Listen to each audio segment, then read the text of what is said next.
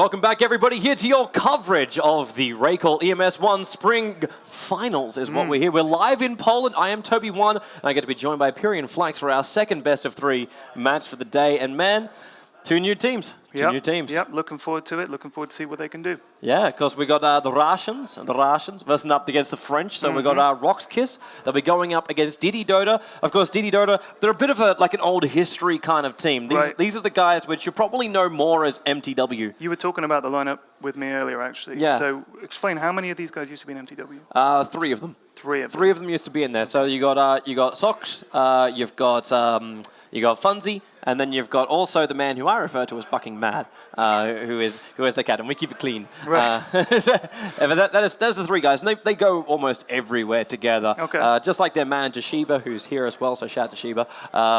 He follows them everywhere too. Here on his holidays, enjoying the fun time for his for his team. And of course, they also have a bit of a stand in, a bit of a Romanian touch with Come With Me. Coming in due to the fact that Babar. Even though he's actually wearing Babar's shirt. He's wearing the Babar shirt, yeah. Yeah, so Babar is here at least in shirtish. In shirt, yeah. But yeah, it's Come With Me who's playing, who normally plays the off-lane role. So I'm interested to see what type of role they do, like filter in for the rest of the team and how it's going to affect them all over. And then RoX.KIS. RoX.KIS, of course, the Russians. And you've got basically some really fantastic players. Biz been playing really well as well on that high carry role. Dread, of course, I think everybody knows Dread and Solo's names. Right, yeah. Can we talk about the betting? Because it's 70-30 in favor of RoX.KIS at the moment. I'm just interested to see that. But DD's logo is really something else, isn't it? Yeah. It was definitely something which was commissioned specifically for this team. Serious piece of artwork. Yeah. I admire it. And it has a sort of French style to it. It does. That just says, I am professional. Yeah. It's amazing.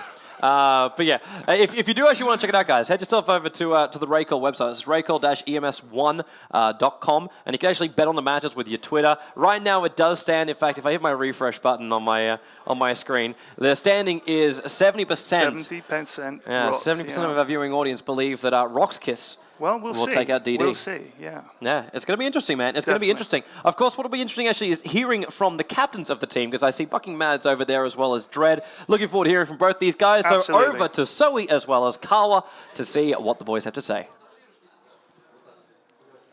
Thank you very much, guys. And yeah, we do have the captains here. So just a few questions before we head into that game. You guys are even playing with a stand-in. Come With Me is going in for Baba. You still feel confident, or do you think this is actually going to be a big disadvantage? It is a big disappointment for sure, but we've got practice sessions going on with Come With Me. It went pretty well, so we're very confident. He's a very, very talented player. It will not hurt us a lot, I believe. Okay, so how does that feel for you as your team is considered to be more of an underdog in this tournament? Do you see that yourself as well? Do you consider yourself an underdog, or do you think like, easy, we can keep up with the others? We can surely keep up with the others, but since we didn't show officially what we were able of, it is logical for us to be underdogs, so we take it as it is. But we actually really like this position to be underdog. The pressure is not on us, so that's really cool. We're looking forward to play the game then. And I'm here with Dread from RoX.KIS. And man, how are you feeling going into these games right now? Feeling really confident? Well, yeah, actually we do really good results lately, so I think we're kind of confident about this game. Absolute Legends, in particular, was doing quite a bit of boot camping before this, or a couple of days at least. Did you do anything of that sort, or did you just kind of rush into these games that are going to be coming up? No, we didn't do boot camp, that's kind of sad, but anyway, we did really, as I said, good results online, so I think we're going to do good here also. All right, thank you very much, guys. So thanks for the insight, and of course, good luck to both of you. We will be kicking in with all the action, of course, with our 2 commentators, Toby1 and Piri and Flax. She'll get you right one day, She will get my name right eventually. Yeah, we're very tolerant of Zoe. She's amazing. Yeah, guys, so game going to be starting up shortly. We're waiting for our last player from DD just to get himself inside the game as Bucking Mad as well as Dread. Both return to their tables. I'm really interested to actually see how these guys go. Like, it was actually funny when he said, well, they feel a little bit like, is disappointment? What was the word that Bucking Mad said to describe Come With Me? Oh, God. Yeah. I can't remember. Neither can I. It was just so awesome. Magnificent hair, by the way. Doesn't he have magnificent hair? I'm so jealous. It's luxuriant. He's definitely a stylish Frenchman. Yeah. So, ladies, if you are here in Poland, Bucking Mad is also He's here. available. He's on location. Yeah. Actually, I'm not sure if he's available, but hey. Well, he's on location. He's on location, and what happens on tour stays on YouTube later on. Yeah, be fantastic. You'll see it on the ESL's YouTube channel, or all the other guys that are around here doing the media coverage. I'll post it. It's fine. Yeah. I'll take care of that. It's going to be good, man. It's going to be good. But dd.dota, of course, they are a team for me that we always used to joke about the kind of style of the way these guys played, because it was very, very split push orientated. Right. But it was also very, very calculated. I'd love actually having like chats with Bucky Mad after like some games, just to debrief with the way he tried to focus on like what they kind of do, and you can understand the logic. Like there's always logic with this team. Every time there's a draft from them, there's a very, very well thought out kind of logic kind of behind it. Where you look at the Russians right now on the live stream, and like RoX.KIS, they're a team that kind of plays on the other edge of that. Like there's logic, but it doesn't have to make sense. Yep, I completely understand that sentence. So, do you think if you understand that sentence, you understand CIS Dota? Yeah, there you go. So would you say they're more flexible? Oh wait, here we go. Okay. So yeah, looks like we've got to get DD with their profile up and running, and even then, Valat's good and ready to go. So yep. Let's launch ourselves inside the game, man. Can't wait. That was the best work ever as an admin. That was amazing. I love your work. That's my first work as an admin. Yeah. I think I pressed the right button at the right time. You're coming up in the world, man. I am, you're coming up in the world. I can use a computer. Well, baby steps. Yeah, baby steps, exactly. You've got to start somewhere. Yeah, that you do. Everyone, Dota 2 start somewhere. Get yourself a beta key. Or wait till it goes free to play on LAN network. Don't wait that long. Let's get ourselves inside the game. We've started up now, so RoX.KIS will be on the Radiant side for this first match of the best of 3. DD will be on the Dire side. First pick will also go over to the DD boys. So Bucking Mad, he's the one that's going to set the tone for this. Okay. He's the one that's going to set the tone for this entire draft. And I want to know how he's going to do this, because I know that if there's any team you don't want to bait out the Wisp with, this is one of those teams. RoX.KIS will destroy you. They will absolutely destroy you if you give them Wisp. And there you go. Bucking Mad does not delay it at all. There's no way he wants to play that game. So you said that DD go for more of a split push lineup. So do you think we're going to see RoX.KIS go for a massive load of bans on things like Nature's Prophet and stuff like that? Or It's interesting because like with the split push lineup that DD says, like you can try and take out like Nature's Prophet, you can take out like the Lone Druids and things like that. That's one way to do it. But if you start doing that, then you're going to sacrifice the strength of the lanes. Yeah. And that really doesn't work with what RoX.KIS wants to attempt. Like they always, like so many teams, they look at it this way: you win a lane, you got 3 of them. You win 2 out of the 3 lanes, you're already great in the game. Yeah. So also, sometimes when it comes to you're going to let other heroes into the game you wouldn't want to see. Like, it's all very well banning those guys, but then you're going to get Magnused, you're going to get Bat-Rided, and all that kind of horrible stuff. That you will. But you won't get Bat-Rided in this game. No. And interesting, too, they take out the Nakes here. We saw him, I think we saw him picked in the first game today. And then he was, I think, banned in the second game. Possibly. Actually, I don't believe he appeared with the puck as well as the Nakes in the second game, which was the gank on Roshan. And yeah, no, he was picked in the first one too. So yeah, Nakes is actually 2 for 2 right now here in the EMS. And no, there goes Darkseer. So it looks like Biz is actually looking to play the game. Yeah. He's going to play the game here. So Nature's Prophet gets through, Lone Druid gets through. Funzy, of course, a very famous Lone Druid player as well. When he's not sleeping, he's playing Lone Druid. For people who don't get that joke, if you actually know Funzy, well, the guy definitely loves his sleep, and he only wakes up for Dota 2. Wow. I'm envious. You're envious? I wish I could sleep. Yeah, I get hardly any sleep. 5-6 hours a night. That's because you have like a wife and 2 kids. It's true. So basically, you're sleepwalking every single day of your life. It takes its toll on sleep and Dota 2. I understand why you get so angry during your videos you put on YouTube. Furious. Yeah, I should make a video about how terrible it is. Look at this, by the way. Keeper of the Light making it through. Keeper of the Light does get through. Of course, though, with Nyx Assassin, it's like this. It's really difficult when you're Keeper of the Light, and you always want to spam off your Illuminates, and Nyx is like, hey, you're spamming off Illuminate, I'm going to walk in there, pop off my Spike Carapace, the damage is then returned. For me, I'm actually wondering right now if RoX.KIS are looking at a bait, because the gyro comes off, and most times, if you're looking at a CIS team, they will put that into a carry role, like not normally a support style role, but there's also Phantom Lancer available here in the pool. With Keeper of the Light, Phantom Lancer, and Gyro, if you do put Gyro into a support role, even if you don't do that, you put him in a mid-solo, they're running very, very low on stuns, but what they do have is a huge amount of power behind them when they're going to push, when they get the levels up and running, or go, like counter push and then like split push, which comes from the PL. And I actually get to see an Enchantress come up here from DD as well as the Magnus. Yeah.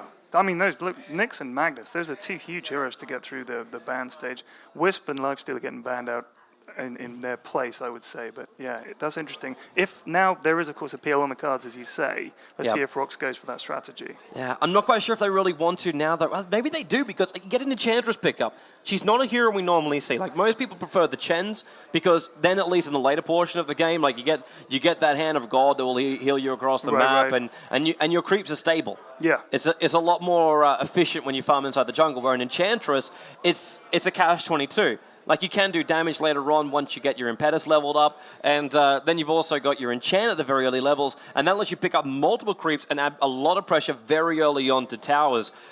And that's something where, right now, RoX.KIS, they're going to be forced to ban Lone Druid. They're going to be forced to ban Lone Druid, and probably even Leshrac to boot as well. Because you got the Nyx, you got the Mag, so Nyx already into a support role. Actually, so maybe not Leshrac in this scenario, but with the Nyx as well as the Enchantress and the Magnus, you're already looking for the Mag to go for the solo mid. RoX.KIS can take whoever they want up against him in the middle lane, and that's why you're seeing Bucky Mad ban out heroes like Puck, like Queen of Pain, heroes that go up against the Magnus. But I want to know what RoX.KIS can do about on the off-lane push, because two big creeps from Enchantress early on. Keeper of Light is going to have a level 1 blast by the time that happens. It's going to be too early. Enchantress, a hero I've never actually played. Never actually. Really? Yeah, doesn't appeal to me at all. Like, really? Yeah, because my problem is... But she sproinks, man. How could you avoid her? She does, and she has little pixies and fairies and things, but my problem is I die too much, and if you're a good Enchantress or a good Chen, you can keep those creeps with you and you don't die. But the moment you die, you got to go all the way out and get more creeps. I hate that. It is a downside. You've always got to replenish your ranks. People, they don't stay with you, man. I know, they really It's like a should. series of short-term relationships. Yes. It's because she's a ranger. People just run away. Cool. Or it's also possibly because she's got like 4 legs. Has she got, well, yeah, she got 4 legs and 2 arms, right? Yeah. Yeah, so that's a lot of limbs. 4 legs, 2 arms, and a very long spear. But she reminds me of Nell from Bleach, so she's awesome. From who? Bleach. What's that? It's an anime. Oh, right, okay, sorry. I don't know. for people who tune in and watch Bleach, love you all. Shadow Demon ban? Yeah, taking out the SD, so it's weird because I am still very, very worried about the PL possibly coming through. Like, Biz even bans out the Queen of Pain, and that actually opened up an extra ban here. It's a very unusual ban to have come out from Biz, because you know that Bucky Mad was going to take it out. He would instantly be saying the 2 heroes that Mag will not want to lane against. Puck, Magnus. Yeah. They're the 2 heroes. The next one you probably put in there would probably be something like, well, now he's got an extra slot, and you might even think about banning out a Brewmaster, just to give a little extra space. There's the Lone Druid ban. You talked about. It had to happen. It had to happen. Without that, man, it would have just been Tier 1, Tier 2 tower gone in the first, 4 minutes. I was talking to Puppy last night about Lone Druid, and we were talking about the random element to the game, and the fact that essentially, if you get a good entangle, that's the fight won. If you miss it, that could be the fight lost. Yeah. So there's kind of an interesting luck element to Lone Druid, and I'm still surprised to see pro teams pick him for that reason. Like, do you know what I mean? Like, if they're relying on the entangle to hit and it doesn't, how does that change their strategy? I mean, if Puppy's saying they could lose a fight if they miss the entangle, it's kind of a gamble every time they pick him, right? Well, you're right. It is a gamble, but it's something which I like to call like risk play Dota. Like, you have no risk Dota, which is your standard. You know exactly what's going to happen, and you play safe. If you know you can't win the fight, you fall yourself back. You farm a little bit more. But if you also push the envelope, you can also bring down heroes like Lone Druid, because he may not get an entangle. Yeah. Also, that's not the only thing that he can. It's not like the only thing is the entangle, right? Yeah, there's a lot of different things. Right. Like, I know a lot of people are enjoying that PA versus Brewmaster clip, which was the Blur versus the Drunken Haze. I haven't seen it. I'll have to see that. It's absolutely hilarious. They sit there for maybe 20, 30 seconds just trying to hit each other and not hitting each other at all. But that's the chance you have. And you as a player have to decide, is it worth the risk? Is it worth the risk to do this? And you make a calculated risk. Yeah, absolutely. Sometimes it'll pay off, sometimes it doesn't. But you also make a risk every time you walk into Fog of War. Yeah, exactly. You calculate that you're walking into Fog of War, I don't know if somebody's there, but you need to go and plan a ward so you do know if somebody's there, but you still have to take that risk. Yeah. And it's moments like that that sometimes like someone may be transitioning to a different point of like the jungle, and they see you from the high ground, and you get caught out. And moments like that, you go, well, damn it, like, it could happen so differently in another game. And that's why like so many people say best of ones are never a good indication as if a team should move forward. I agree, because as you say, it can be decided by one moment of not necessarily luck, but chance maybe, right? You know, the probability of someone being one place or another, the entangles and stuff like that. I call it the fates of Dota. The Dota fates. We're going to finish our bans up right now. So Rubik also being removed out here by DD. And they get the Leshrac. They are going to do it. I was really not sure if they were going to do this, though. But this forces, like, very different lanes right now. Yeah. Because either we're looking at a Leshrac being a core, or we're looking at Nyx being a core, and that forces Mag to an off lane. Yes. The other option they have is, and I know I was talking to Rise after his game. I was like, man, I really want to see your enchantments because I love the way he plays it. And yes, I'm seeing you lean forward right now, Rise. You are getting stalked. But one thing I always love is when you take an Enchantress and you go aggressive into the Dire jungle. So you set up basically right next to that easy camp of the Dire side, and you grab the hard creeps out, and then you can farm yourself up quite easily, and it gives you access to gank up the middle lane and gank up the safe lane. Yeah. And also then push out the safe lane. And that also controls the income, which normally the Dire side would try and pull from their own jungle. To a point, like if you had a Nature's Prophet, you'll say, screw this and go to the Radiant jungle because it's the safer place to be.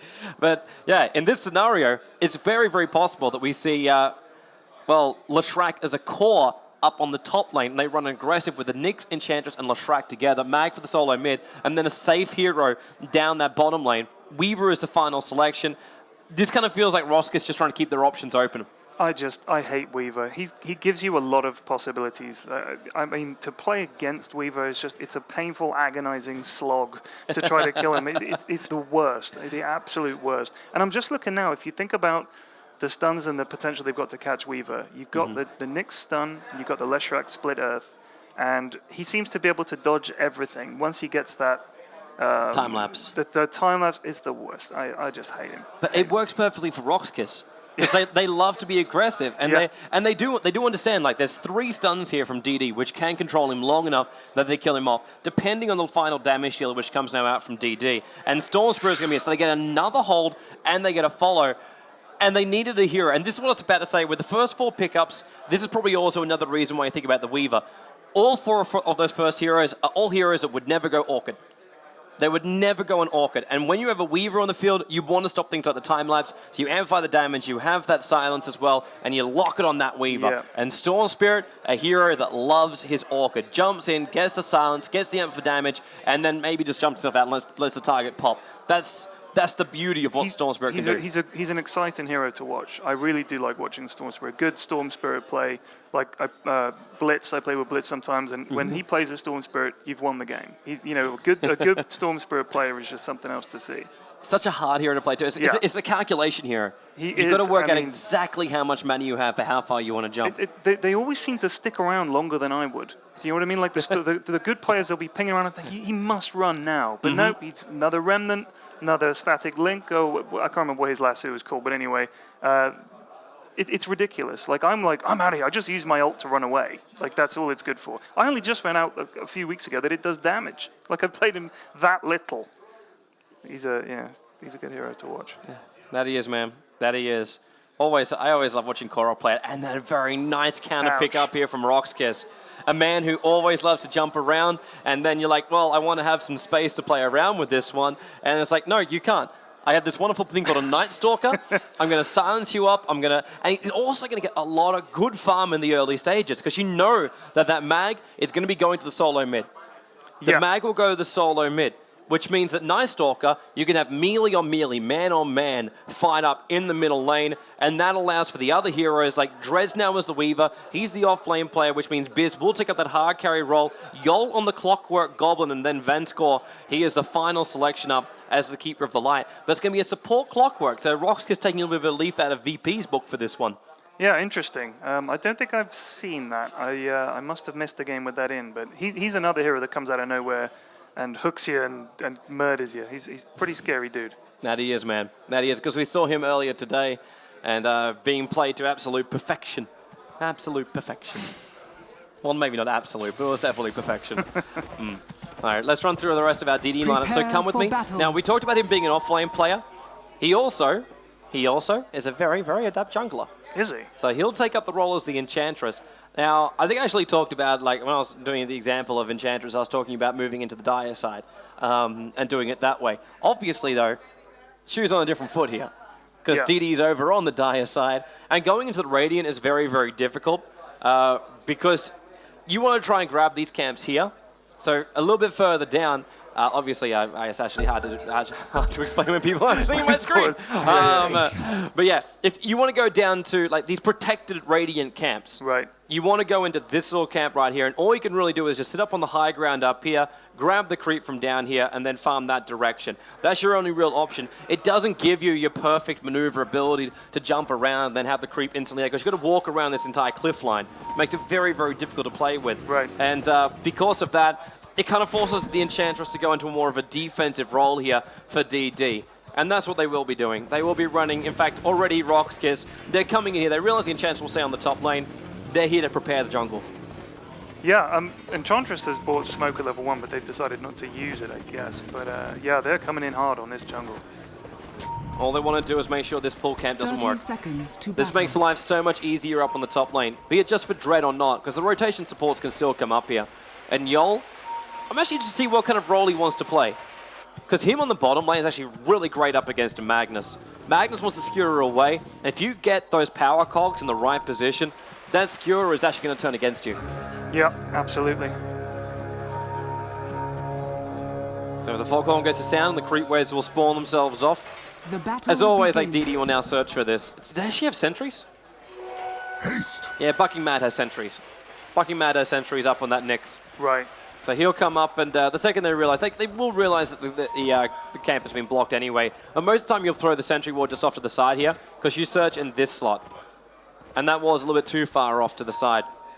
So they won't really see it. So we'll see where Bucking Mad really wants to throw his sentry ward and find out where it's been blocked. But he'll find out in 5 seconds' time that camp is definitely blocked. It looks like it's Gyro Magnus bot, so... And Storm mid against Night Stalker. Okay, so they're going for a tri-lane with Weaver, Cottle, and Clockwork. So like you said, support Clockwork. Yeah. Yeah. There's got to be a support Clockwork in this scenario. He's just there to control the players, control the lanes, and that's all. And he hasn't leveled up a single ability yet, but it will be for power cogs. And they've actually moved the rest of the supports up here. Keeper of the Light up here, and she's actually wearing some cool items. Yeah, the Nyx has a really nice set on as well. Pretty cool. Got to pimp those heroes, man. Got to. Got to pimp those heroes. But I like this from DD. Like DD, they say, well, okay, Mag up against the Night Stalker, it's not what we want to have. We don't want to see Night Stalker with early levels up. If that starts happening, then there's going to be a lot more troubles. Oh, trouble up here on the top lane, maybe. Come with me with that Ursa. He actually got the clap off, but he couldn't follow up with the Centaur. And then Hellbear just had all of this done. Dread really, really close. He does go down. Come with me, able to take him. Nice timing for the Sentry Ward to go down. They got the vision. They got the vision on him just before he was able to escape. And this is before your ability, which you hate, man. That time lapse is nowhere near it just yet. This is when you kill Weaver. You make him sad early. That's the best way to do it. There was a lot of exchanges mid between Storm and Night Stalker, and Night Stalker cowering by his tower with less than a quarter health. I mean, you said he was a manly hero. What's going on? Well, he would be a manly hero if he was fighting a man fight, but he's not fighting a man fight. He's fighting up against Storm Spirit. Yeah. And Storm Spirit is more of a clown fight. Also, it's not nighttime. It's also not nighttime. Yeah. But what he does have going his way is the fact now he'll run Bottle. So Bottle flies out, he gets full charges up, and gets a regeneration rune to boot. And this is going to help him a hell of a lot here in the middle lane. Use this Void if it's to farm or if it's just to like harass down Funzy.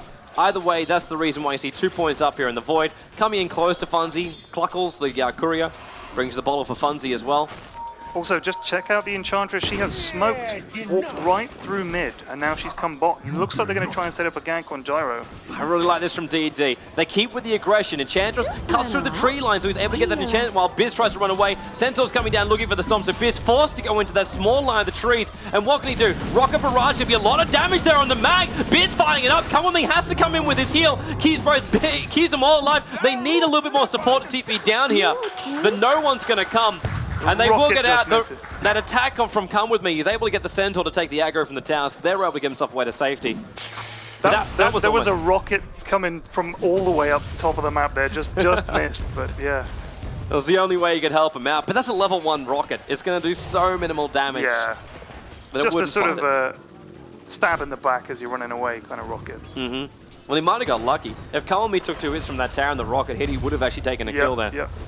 And without Kawami then, that would have been the death. That would have been the death of Biz.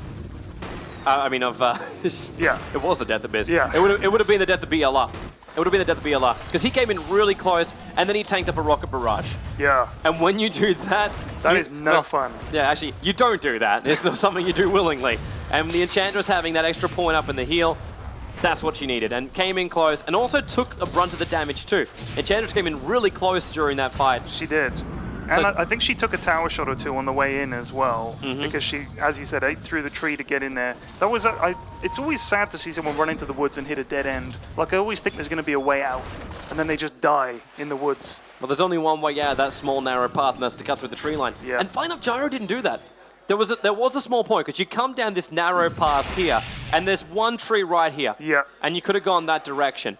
I think he turned around, and maybe he thought, if I can just narrow the gap so it's just me and Mag, maybe I can do enough with my barrage to just knock him down, but obviously not on this time. Well, man, it would have been a good option. It would have been a good option. But it would have been a good option to bring him back in range of the Tier 1 tower and then fight it out there. That way you don't have to basically stand your ground. Here's this Enchantress doing exactly what you said, which is camping out in the Radiant team's jungle, just like you said. It's so easy to do. And RoX.KIS aren't running a jungler, and they don't have a hero that can compete up against this. Because you run a hero like a Clockwork, it's a real sacrifice. It's a sacrifice to have a Clockwork. What you're trying to do with this guy is stall up the farm, stall up the pulls of the opposition, control a little bit during the early team fights, and then initiate him when he hits level 6. And he'll then be like the playmaker, which it doesn't matter if he dies. Like some people talk about the glass cannons that come out. He's not even a glass cannon. He's basically just a cannon that gets thrown in and shatters on the way in. He's not really going to survive, but he'll split up. He'll split up the fight, and that buys time for Biz to get his farm on the bottom lane. Van's got to find some levels as well. Enchantress just showing himself on the bottom lane with a Sata, but it's not the real Enchantress. Enchantress is actually back inside the Dire jungle, picks up another Sata, and because of this now, RoX.KIS may not be ready for this. They need an extra stun. There's Yol with the cogs, and this is the reason. This is exactly the reason why he gets picked up. Protected the Weaver there with a sort of defensive wall, basically, wasn't it? Defensive wall of cogs. By the way, Kotl has now come bot to help out this Gyro. Yeah, like you said, I guess maybe he needs some levels, maybe get down there and pull the jungle and... Yeah. You're 100% right, man. You're 100% right. It's the Keeper of Light who needs the levels. He wants to stack this camp up, which he actually failed to do when there was no aggression down here. Look at this smoke gank at the rune. Oh, you're right. The stun is out in solo. The Sata Blast going to miss, however, and then Storm Spirit, long jump up, will pull back the Night Stalker. This is, however, nighttime, so he's got the high movement speed. The Void going to pop off, and Funzy really low on life. The Sata Blast again, able to give him that extra damage to get the kill. And Funzy to boot will also pick up a regeneration rune. All Christmases are coming to the French. Unbelievable. They have run it really close on 2 of these ganks. The bottom gank on Gyro, they almost lost the Mag. On that fight, they almost lost the Nyx, was it? Or was it? No, Storm Spirit. Yep. It's margins, tiny margins that was deciding this so far. But I like their movement. I love the way they're smoking and moving and continually testing and probing. And probe away, DD. Probe away. 7 minutes in, and well, Night Stalker, this is meant to be his time.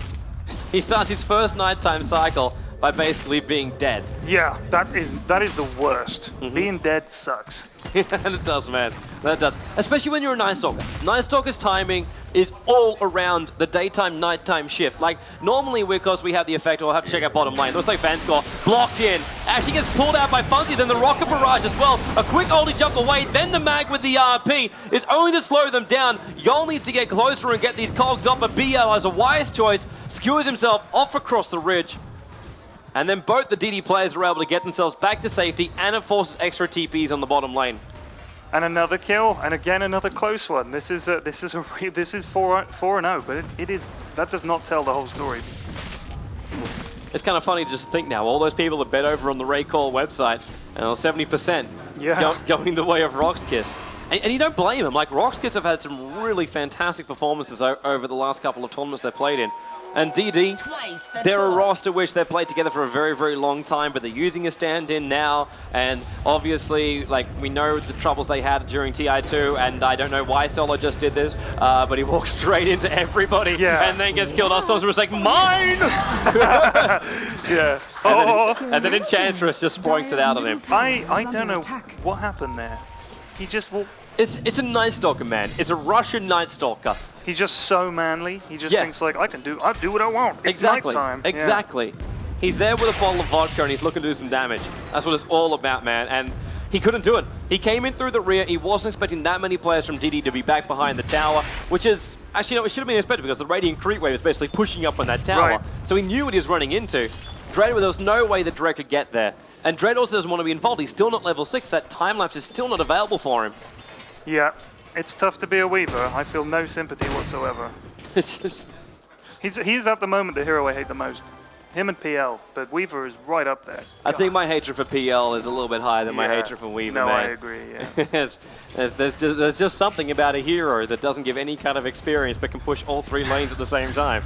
It's agonizing. Yeah. That's it. The other thing about PL, I know he's not playing in this game, so it's silly to talk about it, but he doesn't even have any fun spells.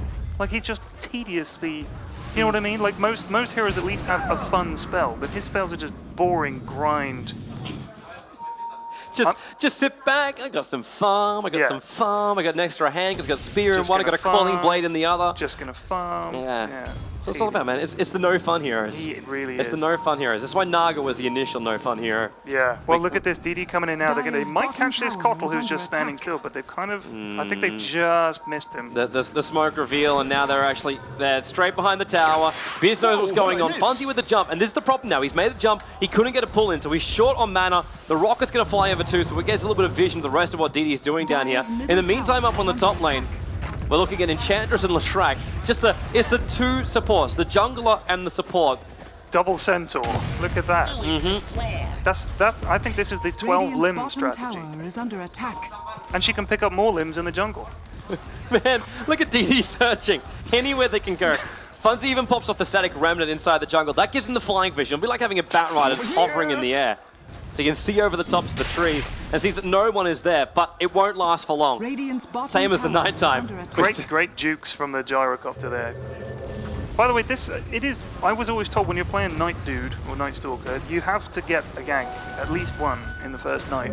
Yeah. Basically, you're not going to win the game. Oh, top lane. Now they might be able to see Dread already using up his stick charger. Still got the time lapse available. Leshrac needs a stun. Dread got a time lapse and manages to do so while the Night Stalker going to pick up Charlene's in the corner and then the RP. It holds Solo there long enough. The Leshrac not able to get away. Voided up. However, the Weaver also goes down and that Enchantress Imp. Long range storm sprint in from the side. The attack will hit, but not enough. 30 HP, and he should be very lucky he has a haste rune. Wow. And here comes a rocket just to spit in their eye. They're going to come right back in, though. It's a 1-for-1 trade, a support, which is still level 8, but still a support for the off-lane Weaver. Yeah, poor Weaver. But then they lose the tower as well. But that was really good timing. That was really fantastic timing by Dread. The time lapse, it couldn't have waited any longer. No, it was perfect. And then the haste rune for the Night Stalker. At least he's able to get 1 kill during this nighttime, which is going to wear her out right now. We'll hit the 12-minute mark, and the nighttime will wear off. I think everybody was watching that Storm Spirit. Oh, trouble. Y'all already brought down. However, the Weaver bugs around there. Look at Fonzie's life. Wow. It just popped around him, and now with a cooldown. 2 heroes. No, it did. He come with me. He got the quick slow. Dread, he's a little bit higher up. He's going to pick off come with me. Oh, can he? Yes, he can do so. Dread now with a double kill. Solo's in trouble in this one. Dread, in fact, picks up a triple kill out of this one. Hunting after the Centaurs. Bucking Man's here as well. And now, oh, the stun. He got him while he's in the Shooky. He didn't even see him. The rocket comes out and the void from the Night Stalker. And RoX.KIS showing why the Russian style is so good. Y'all with the block. BLR is silenced. He cannot skewer away. He can shockwave, and that's all he can do. He can die directly after. Fantastic fight for RoX.KIS. That just kept going.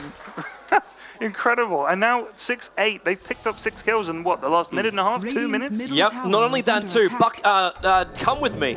Come with me. Showing his old mouse sports kind of genes, and he bought back. Weaver with 3 kills now. That makes up a lot for that early sort of stuffing that he had. Man, that's exactly what he needed. Yeah. So now what? We get Treads, we get Ring of Aquila, and he's got 1,200 gold. This now opens up a lot more. And just to point out how much this really means, he now can actually go a Lincoln Sphere. Yeah. And that's something which he probably would have had to skip because he wasn't finding enough farm. He would have wanted to have that damage, but if he wanted to go to Lincoln Sphere and the damage, we're looking 30 minutes before Weaver's going to do anything in this game. Yeah. And that's way too late. But now with the 3 kills, options just reign supreme. Absolutely.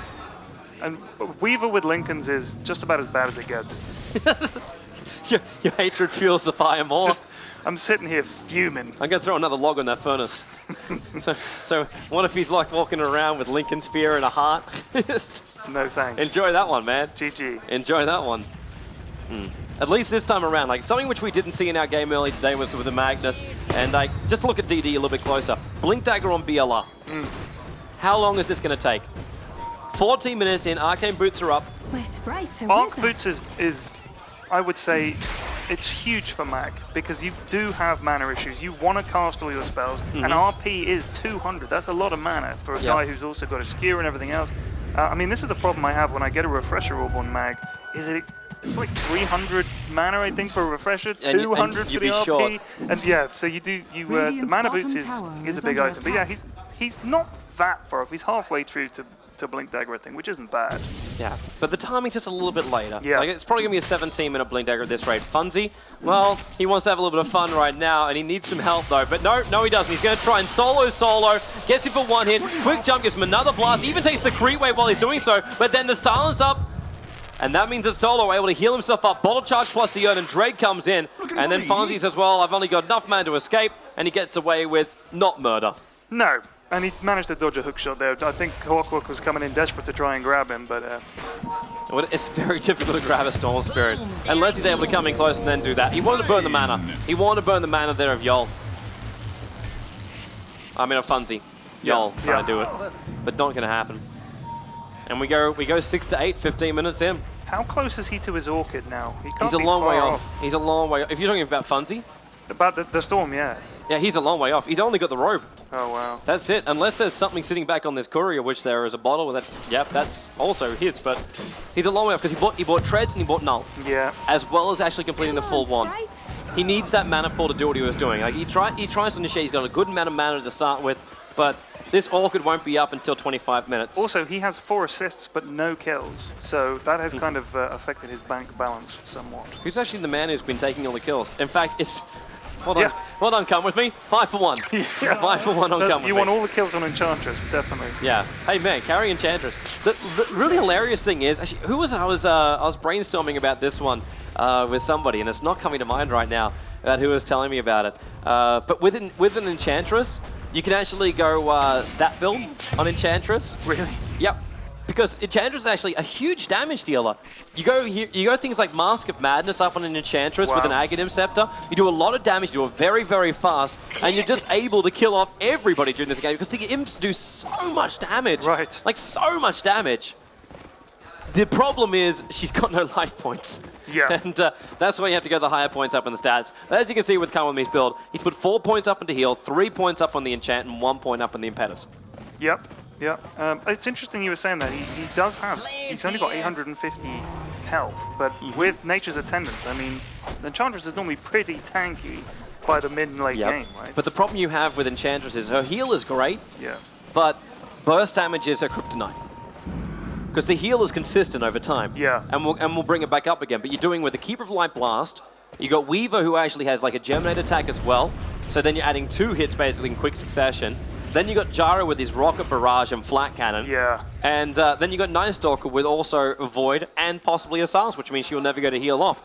And all these things together just destroy the Enchantress. But she's doing great so far. Oh yeah. Yeah, most definitely. Like, Come On Me, he's finding now 50 CS. He actually has more farm than the Night Stalker. And his net worth is sitting actually lower than the Night Stalker. Because Come On Me also bought back. That's something else we've got to remember. while he's walking around with these kills as well as the farm, he bought back. Right. And that's cash basically thrown out the window. It's not a hell of a lot here in this early stage, but it's still something. But he bought back to get back into that fight in the top lane. Yeah, right? but he never got there. Oh, right. he bought back and then said, well, I'll prance to the top lane, but funnily enough, even 4 hoofs can't carry that fast. It doesn't really work. A lot of TPs coming to bottom lane because it's now nighttime due to the ultimate there from Solo and a double damage rune. Funzy is enough damage. Able to be brought down. The urn charge actually what ticked him over then. And then come with me. Whoa, dude, don't be in there. Maybe he does 4 heroes, but then the great call down in through the rear. And Biz will have a great time until he gets RP'd up. The barrage still is on cooldown again. 1 for 1 right now. Rockets fly up. Was looking for an extra one. The stun out on Come With Me, which Dread means he got the time to attack him. Bucking Mad on low life. In fact, he walked into the Shooky and then allowed Gyro with the last flat cannon hit to bring him down. And now it's 9 for 9, and they'll bring down this tier 2 tower. RoX.KIS, maybe look for more. BLI, he's a long way up here. Blinding Light forced him back a little bit.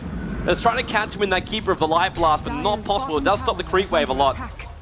And now Dread also rotating over. Oh, Jolene. Too far up, the extra TPs are coming. Yol splits the fight up again. There's a long jump in with Funzy, and he will be able to get down and pick up that Gyro. Then pulling in Yol. Wow, that's a long pull as he gets skewered away to safety. Or away to damage, and in comes Dread.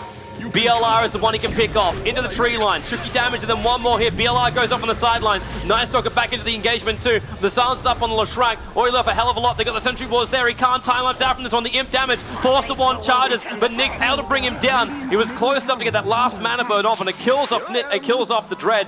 Or kills off Dread, and now Solo also on the run. Stun. Just short by Bucking Mad, but Funzy, he jumps up, but he's also short. 10 mana short of having that Vortex pull back in again. And Solo plays Ring-a-Ring-a Rosie.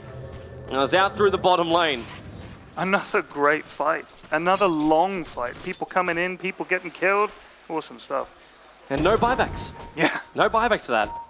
That was just pure fun being had by all. Look at this army of creeps top the Gyro is going to pick up. Oh man, welcome to the monies. Because now also he has a BKB. Yeah, Didn't have nice. If he had a BKB during that fight in the bottom lane, it would be very, very different. Bucky Mad's in a lot of trouble here, and whoop. Dread's lagging up as he DCs from the game, so something's a little bit awry here. But Bucky Mad is in a very unsettling position. We get to listen to that sound effect the whole time now. It's amazing, isn't it? It's amazing. You can never have enough of one TP. And actually, who is it coming in? It's the Mag. Do you know what it reminds me of in Star Trek when they can't... I can't get him, Captain! Beam me up! Hey, I've never got 3 There's people. no signal, Captain! You know, he's like moving the levers and they're just fading in and out. I've never beamed 3 people from 2 pads onto 1 platform before. Exactly. I've really watched that Star Trek movie way too much of late in It's preparation good, though, for the new isn't it? one. It's good, yeah. I'm looking forward to it. I was surprised. They did a great job. Like, I think a lot of people... I spoke to some really hardcore Star Trek fans, and they were not fans of the new movie. And that to me means it's probably pretty good. So, man, he was Sylar. Huh? He was Sylar. Yeah. That guy was just messed up. Yeah, yeah. Absolutely messed up. You can't deal with that kind of stuff. We're good to go again. So back into the game we go. And now in the middle lane, the gank is on. And maybe the skewer back up again. Solo, he gets stunned up. He just got bounced around there by DD. Absolutely bounced around. Yeah, we just actually, I think people missed that. The stream just came in just as that fight was ending there. Apologies. Well, they at least get to see Solo die in the middle lane, but it was a nice simple TP in, and that was DD knowing what they had to do. Look at all these sentries, by the way, Toby. They're just sentry happy. These two are friends. Look at these two right next to each other. Mm-hmm. Where are we talking bottom lane? Oh yeah, one there and one there. Both dropped at the same time. But that's also a panic you can have during a team fight. Like someone's like, I'll sentry. Wait, I've already done it. Just get it down, crap. yeah. Just, I'd say, you know, what would you rather, save a sentry and miss the Weaver? The really hilarious thing is they got 2 dire sentry wards over here, but there's an observer ward from the Radiant side just off to the side and just out of range.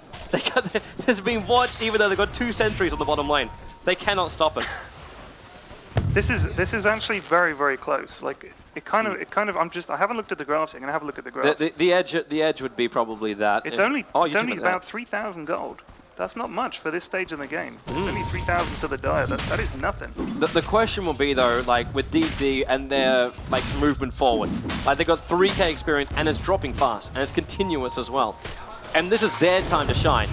Like you got Storm Spirit who now has recipe, basically 1,000 gold away. Actually, he's a little bit more than that of having the Orca, but only by a little bit. Yeah, he's close. Yeah, and when he hits that, then it's even more trouble. The Blink Dagger is now, of course, up on the mag. And then you've also got Nyx, who's running around with a level 10, almost level 11, so then you've got even a longer duration that Vendetta. So it allows you to actually search for kills as opposed to just, I know where they are and I invis initiate in. Also, look at these big TPs top. Are they going to get this tower? Yes, they just managed to get it. What a silence. What a silence on Bucking Mad. Perfect control from Solo. They take the tower, and Funzy Force uses a lot of ultimate, but now we're in nighttime still. It's 11 PM at the night. I was just going to say that it's nighttime and Solo isn't killing anybody, and what do you know? But that was more of a feat, man. Yeah, you came in then, and they weren't really expecting to get silenced up that quickly, because he was going to jump inside of Vendetta. Actually, no, he couldn't have. It was on cooldown. Actually, I have no idea what he was trying to achieve. And now Solo, yeah, come with me. Void, silence, he never got the heal off, but there is a Centaur right behind it. But this is distraction. You got Biz on the bottom lane with Yol pushing a tier 2 tower. And then gank in the mid lane, and BLR, possibly the wisest TP of the night. But this is a DD Night Stalker running top to try and catch Enchantress right under the tower. Dire's middle tower has fallen. And he could easily do it. High movement speed, the kill on the bottom lane. But look at the heals. Yeah, but it's now worn out. One quick point, you're still got that burst damage, you can finish the job. And now Drake comes in while Bucking Man initiates in. Sol's got a lot of life, Storm Spirit also makes his move in. And there's also your silence out on Jolene. He gets the stun off, and Dread, no time for a time lapse. And he had no way to hide in Viz too. The Sentry Ward dropped down very quickly there from DD. And there's that double kill that is going to probably give, well, there you go, he's now, I think he's got his Orchid now, basically. Yep. He's yeah, 450, which means he can pick up his robe, and yeah, that's a full Orchid. Dire's bottom tower is That's a full Orchid up and running. So that, I mean, because I know that people used to build Bloodstone on Storm, like that was the main build for Storm, but now Orchid is it, bottom right? tower has fallen. It's a different kind of way of looking at it. Like your old versions of Storm Spirit, even with like the Bloodstone rework, like if you go back like 4 years in Dota, the Bloodstone was the be-all, end-all of Alakazam. Everybody got a Bloodstone. Right. But then people were like, okay, so we play a Storm Spirit with a high mana pool. That's the way we look at him. He can keep jumping and never really ever has to go back to base, because the Bloodstone regeneration is absolutely amazing. But the change-up you look at is looking at an initiating Storm Spirit who's able to actually get kills by himself by having that Orchid and bring something else to the team fight, as opposed to just like jump in, I get a pull, I do all this kind of jazz. What I do now is jump in, not only do I get a pull, but I can also Orchid somebody else. So you disable 2 targets in one go. Yeah, it's great initiation, right? It brings multi-purposes to a Storm Spirit. In fact, they have lots of initiation. They have the Storm, they have Nyx, and they have Magnus. There's a hell of a lot, man. DD are the playmakers in this. RoX.KIS, Night Stalker is a playmaker, but really, it really feels like counter-initiation right now for RoX.KIS, which is weird for them. In fact, it's going to be a very unsettling kind of feeling. TPs are coming in mid now. They're going to leave the bottom lane. Tier 1 tower is brought down by DD. RoX.KIS are trying to push out the Tier 2 tower a little bit faster. Silence and Void on Bucking Mad. He comes a little bit of harassment, but RoX.KIS know they can't fight this. The TPs went out from the bottom lane, which means it's now a 5-man Dota team in the middle lane. And they don't have Biz. They're missing their primary damage dealer. But also bear in mind, Gyro is on the field. And if Gyro is on the field, there is never a game that is over. There is always a divine possibility. So true. So true. What a terrifying hero he is. And actually, look what he's going to build into.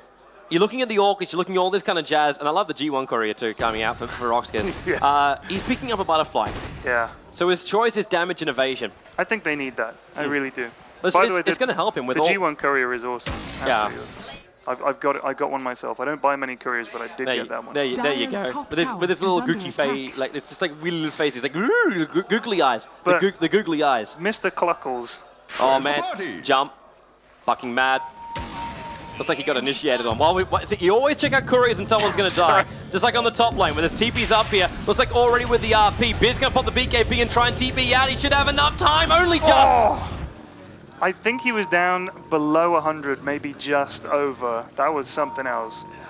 And only just out in time, man. That's one of those moments where you look at it, and also you say to Funzy, I wish you the best of luck, because he's got mana. Just enough. But that's really, really frustrating.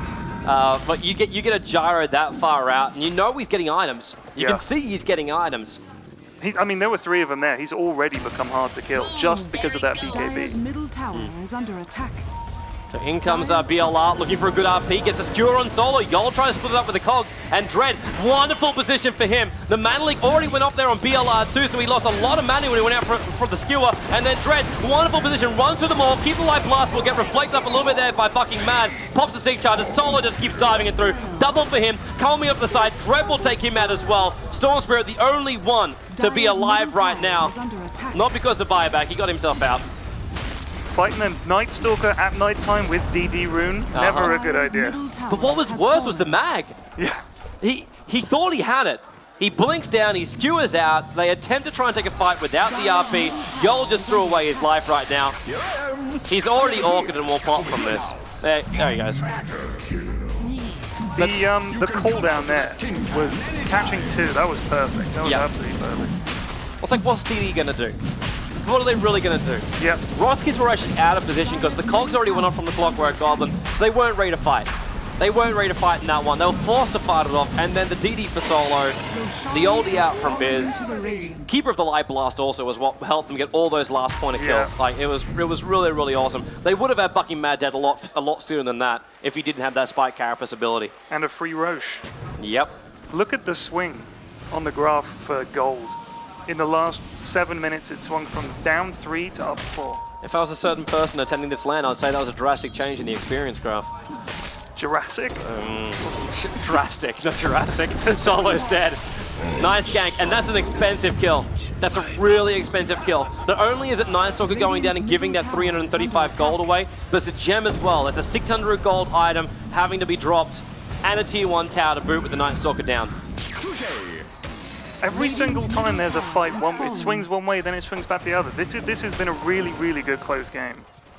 You know, that's the beauty. That's the reason why I love watching CIS Dota. And I love the fact that DD are also being this aggressive. Yeah. Like they're not holding back. Like I know I was saying at the very start of this game that, okay, yeah, DD, sometimes, like these guys, they're known for their split push things. Like even Tinker was banned out by RoX.KIS against DD to say, don't you do that to me. Right. And what they do is they take Enchantress, they take Nyx, they go aggressive with just these 2 guys on the screen right now. Come with me as well as Bucking Mad. They move around, they hunt for kills. I even love this from Enchantress, which is hilarious just because of what he's got. The Rod of Atos is up for him. And I say this is hilarious because he does more damage the further they run away from him. Right. hence a slight irony. Middle lane, they find Yol. Another death knot right now. So Nyx Assassin, Vendetta Initiation, nowhere to hide. And Biz, he's trying to get out here to take the Ancients, and then Bucking Man says, well, hello, I see you up here as well. You're not going to get that final Black Dragon. Or at least, even if he attempts it, he's dead. He has to go back and defend the tier 2 tower. Is it me or a minute ago were RoX.KIS in the same position that DD are now and pushing up? It's just the game has swung so much. It's a game momentum, man, up on the top lane. Now even a jump in on Funzy. He's trying to TP himself out of this one, realizing there's a very aggressive Night Stalker. The buyback's already come up from the Keeper Light. It was the first hero to die right now. They need more help here. Beard's going to come down. Cooldown's available. Jolene, oh, he got stunned off on the side. Leshrac won't get himself away from this. And now, well, this is just his death. He does a lot of damage though with the remaining pulse, but the Meg Charge and the BKBs, they'll end up surviving through it. That was such a manly Night Stalker. Did you see that? He was chasing 4 dudes. Well, if you got BKB and another Ogre Club up your sleeve, you would also chase 4 dudes. 17 to 20 now. And what do we do with that graph? So we have to 2,500 on the experience, and then it goes down, and that'll probably like level out at 0 over the course of the next minute. Yeah. And even the gold, an advantage of about 8,000 was gained over the course of, what was that, 5 minutes or so? Drops down by, that's 1,000 or so. Whoop, there's a jump over towards the side. Skewer up as well, Biz. And you can see Morn's going to pop for this one, but they've already killed off Come With Me. And Dread's like, well, let's go fight. There's a troll over on the side here. He's got a possible trap. Nice silence just as he's trying to do the RP. Yol holds himself in so he can catch up to Solo. They're able to get that kill on the mag. They want to get rid of the trolls, but they probably want to get Bucking Mad too. Is that gem being reclaimed though? It's still on Bucking Mad. But this will be, well, not tier 2 tower. Their creep wave's way too far out. They get the kills and then fall back, but they lose the Aegis Immortal for it, which was going to be reclaimed in 2 minutes anyway. Yeah. And now RoX.KIS are taking the aggression to DD. I could not call this game at all. I have no idea who's going to win. I don't think you really can either, man. Because Jaro, we know the power of him, as well as like Night Stalker's really getting in there. Clock with his split up. And then Weaver, who's also now with like Crystallis being up there with the Lincoln Sphere and 2,500 gold. So that's Daedalus in just a couple of moments' time.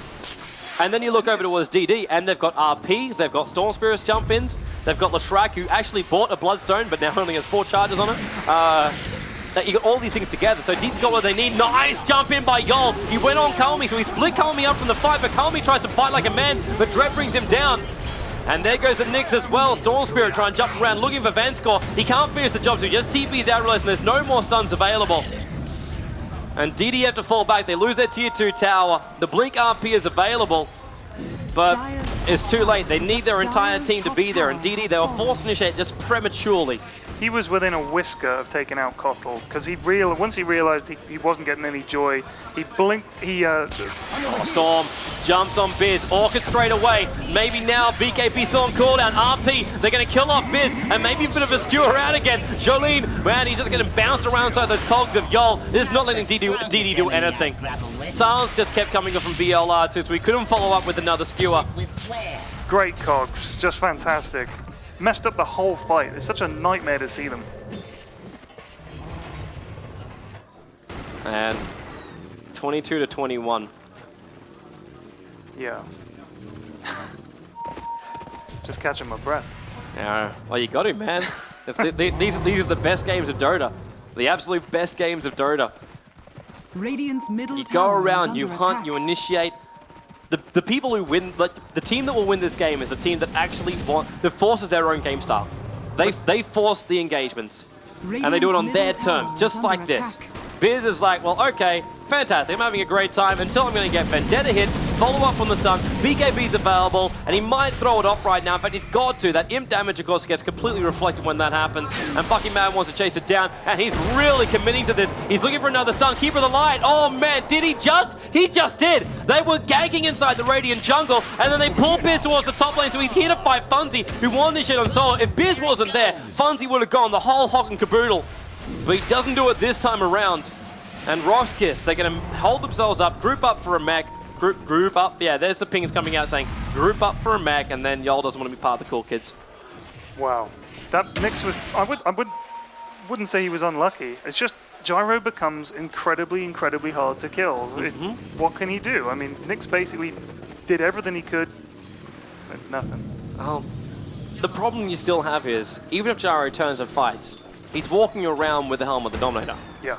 He's got a large amount of lifesteal that's going to be coming from that one. If that builds into a Satanic, then you're even more trouble. He's got 2,900 gold to use. So there's a lot to play around with. Have a look at, by the way, Nyx's items. He's just got Arc Boots and a Bracer, and that's it. He's doing it tough, man. Yeah. He's really doing it tough. 46 for 4, and he's also got 1 kill, 5 deaths, and 12 assists. He's bucking mad. He's always that team player. While Gyro's like sitting there going, rah, 266 CS, I'm bucking mad. He's got, we got vision, and we got vision, and we got vision. Where's the gem? Gem's on Night Stalker.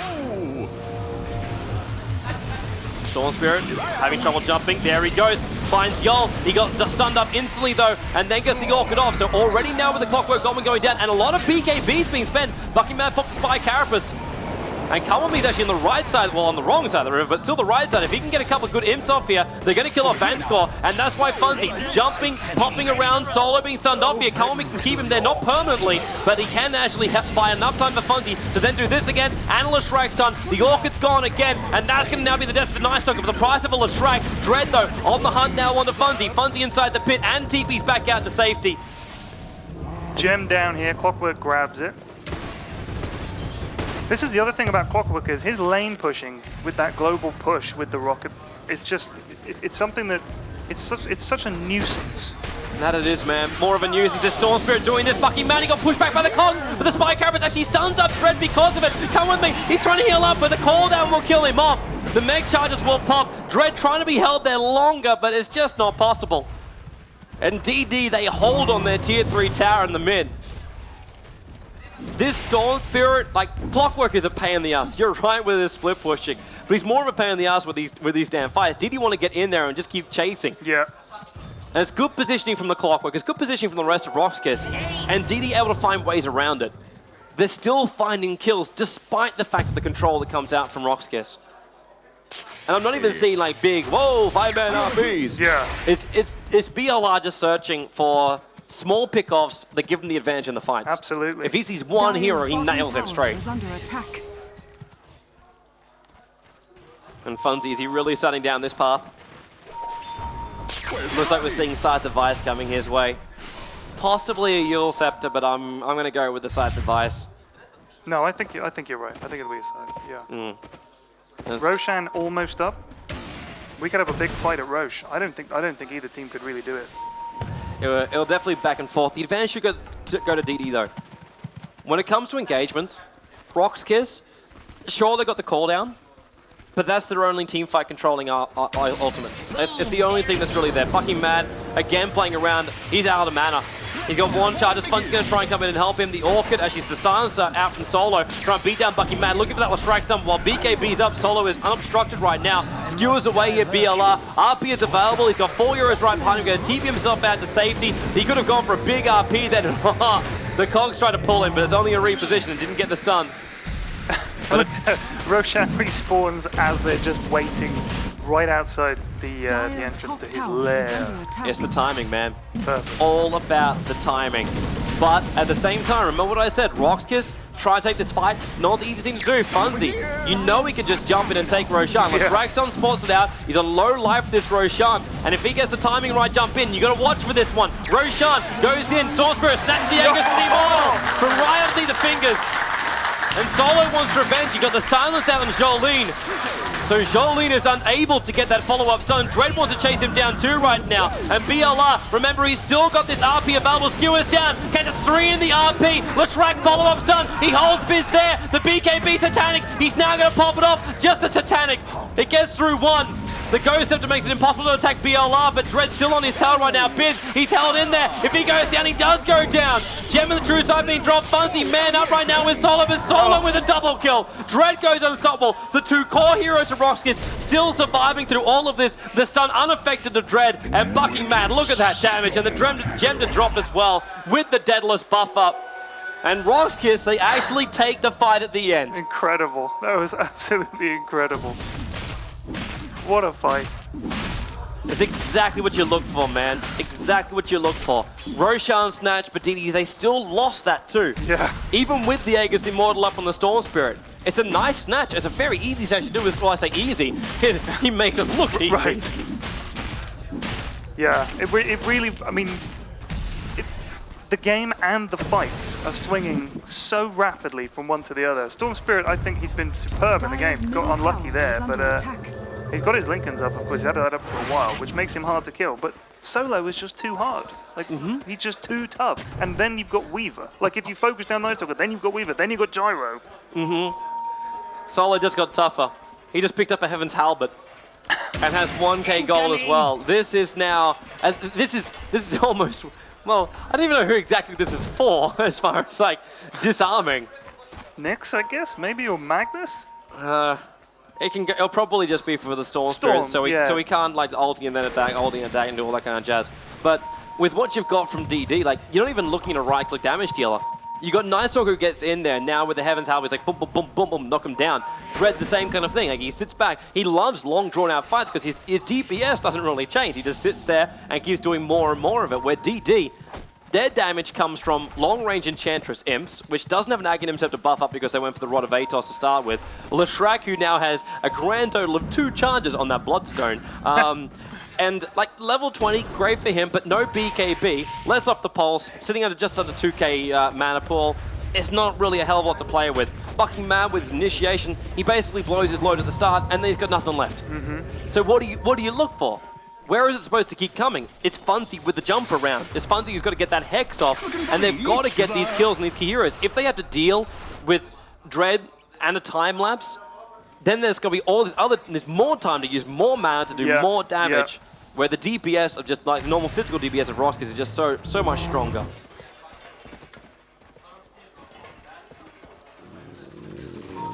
And RoX.KIS, they'll have to search. They're still going to work out how to get inside the base. Yeah. That's still their bigger problem. They've attempted it multiple times, and it has not worked. It's funny because they dropped the cogs to try and push people out, but they just haven't been able to get there yet. seems mainly to have been using them defensively. Yep. But yeah, it's very tough. I mean, you go up there, you're walking into a split earth, you're walking into an RP. Yep. Well, we saw it too. Like DD, Yeah, they had absolutely. a large amount of control. And a large amount of control during that team fight in the mid. What they just couldn't do is kill off the gyro before he can pop off Satanic. At which point, life, everything comes back. We must remember to listen to the team speak or the oh yeah. We've got to remember to listen in. That'd be a very good idea, man. We always forget that. We've actually got to actually to hook into the RaidCall that's there. And make sure we can listen into those boys. The RaidCall one, yeah. Yeah. Radiant's bottom tower is Well, under you might get it in a moment, man, because RoX.KIS will actually TP down the bottom lane.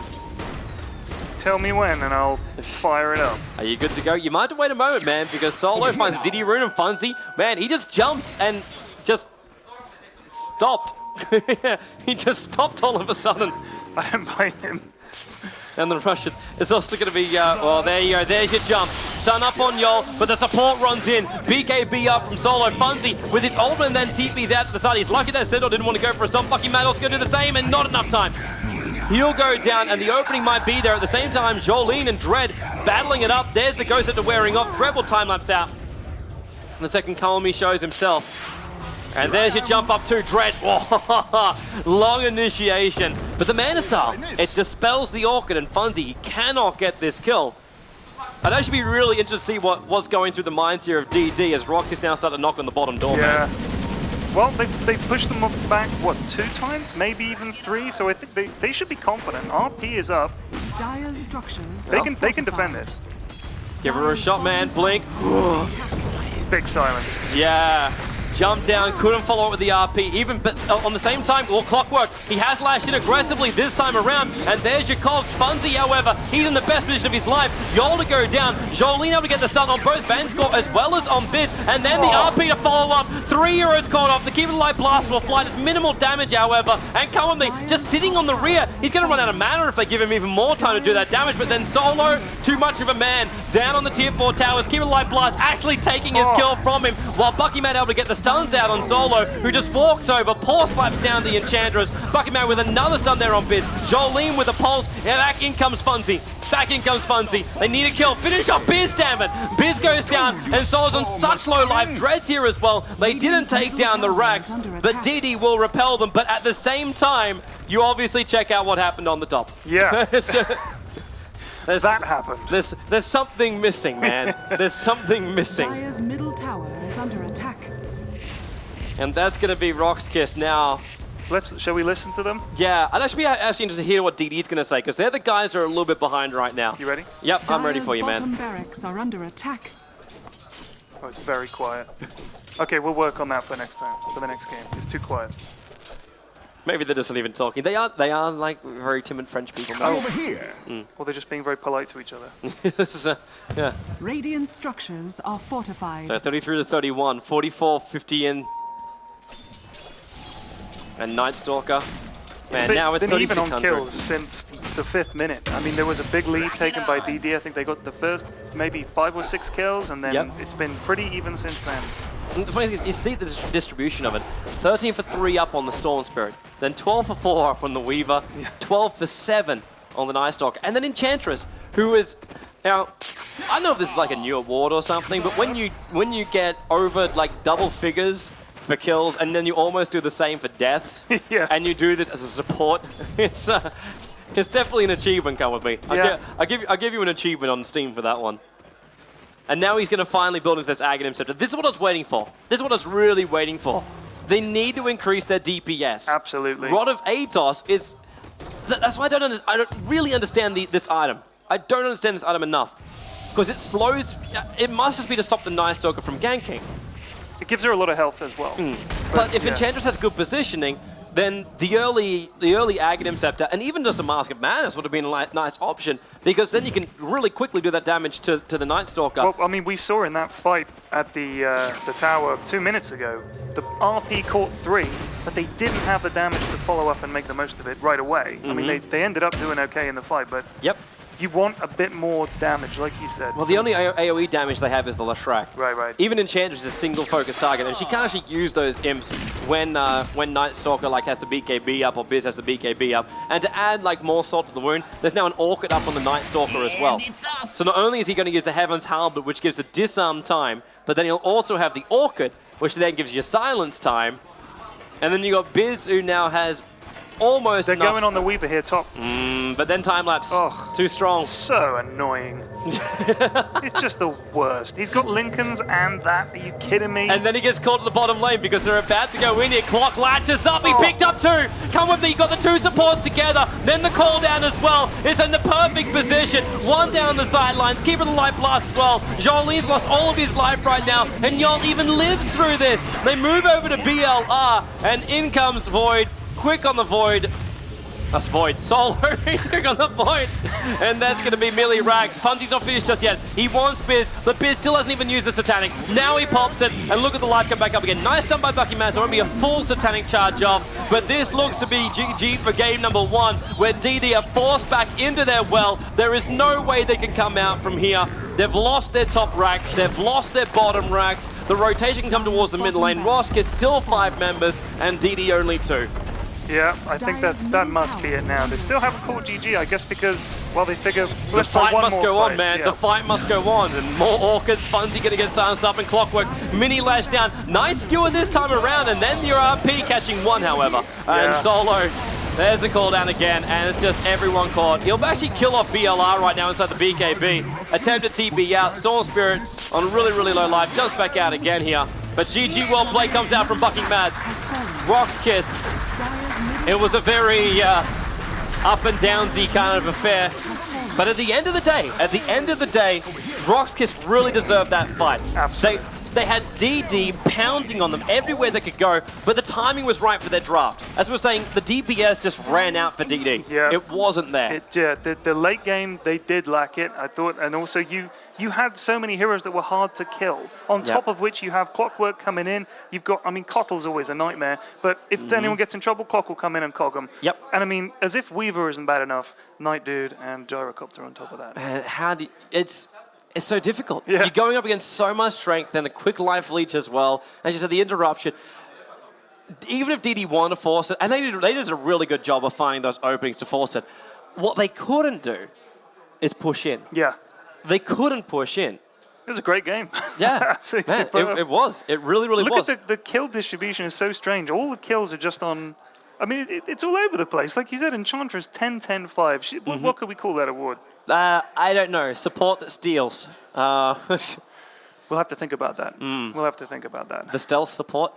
So, Never really see it coming, man. yeah. It just attacks you from behind. Oh, my backstabbed and all my kills. What a shame.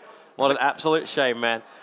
Weaver got 16 kills in that game, by the way. It Yeah. felt like it was Night Dude doing all the work. No, it was really dread. Like Night Stalker would run himself in and then would be like, hey, awesome, attack me. Yeah. And then it's really just like Dread going, well, I'm sitting on all the outer angles of this fight, just attacking from the side.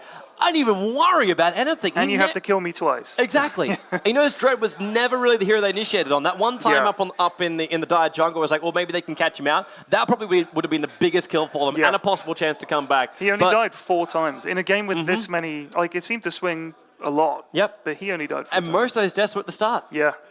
In fact, he was the first blood. He was, yeah. Yeah. All right, let's actually jump ourselves over to Zoe, because I know she's over there waiting with actually already one of our victors from this morning. So, Zoe, it's all yours. Yeah, I have Mania joining me here. He is currently waiting for his opponents in the next round to be decided. So, who would you rather like to face off against, RoX.KIS or DD? Probably DD, because we know them a lot. We've been scrimming a lot with them, so. And I don't know that much about RoX.KIS, so. Okay. They play very well. They did play very well, and it was an incredible close game there. Did you expect that to happen, or was that a surprise for you? Yeah, I did actually expect it, because I know DD play a lot of early game, and they're fighting a lot, and RoX.KIS is doing the same, so it's just fireworks going out. So what do you think turned the tide in favor of RoX.KIS? It was probably the left fight in the start of the game, where Kotl hit a big wave on Storm, and then took him down, and then DD kept fighting after that and lost all their members. So that was pretty good for RoX.KIS to get some kills there.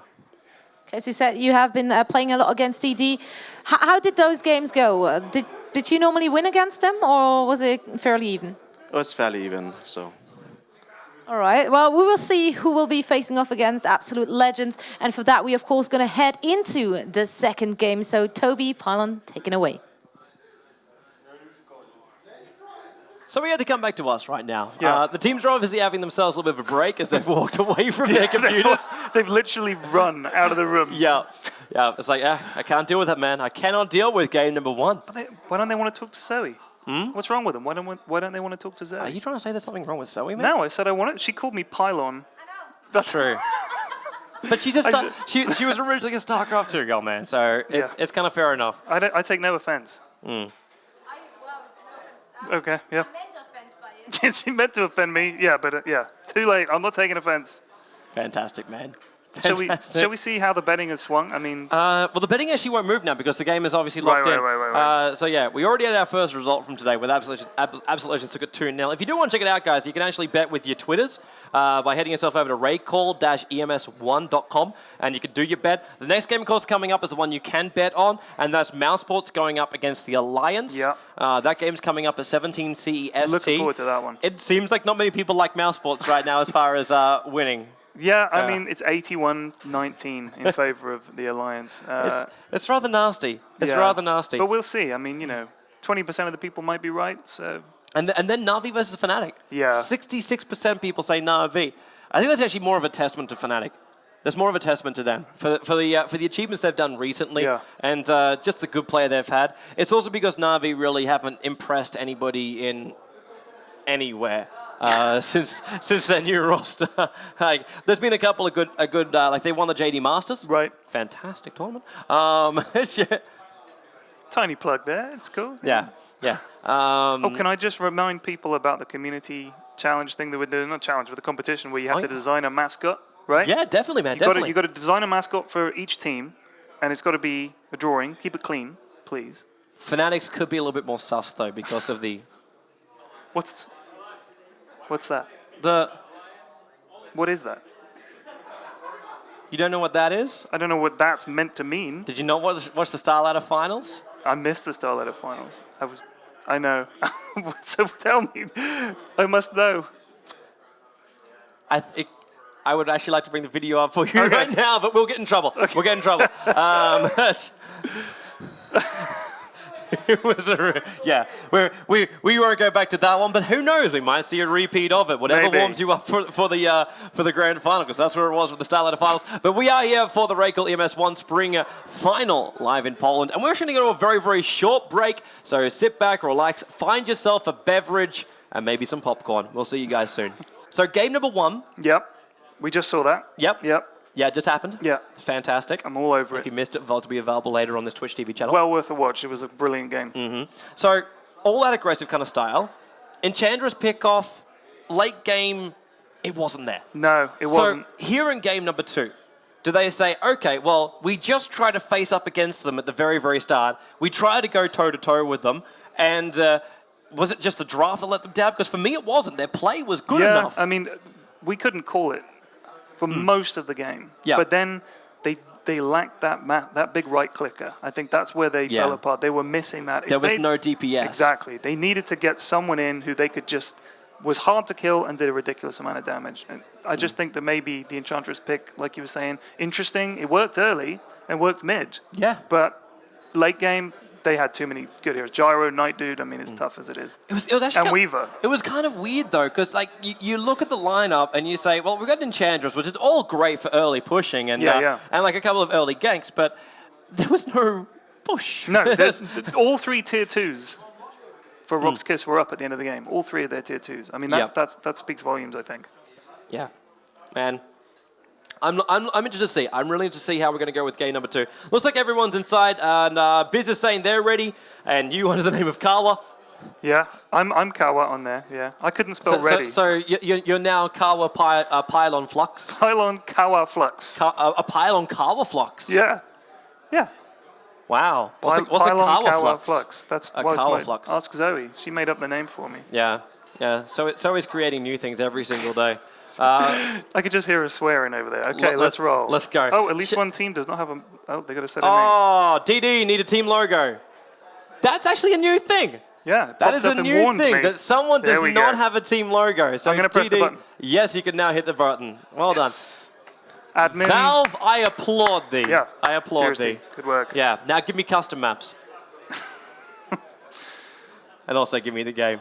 Yeah. it's coming up right now. So straight load in, and we're going to start off our draft. And this, of course, is what I refer to as setting the pieces on the chessboard. Okay, yeah, makes sense. Apart from, in chess, you always set up the same way both times, like every time.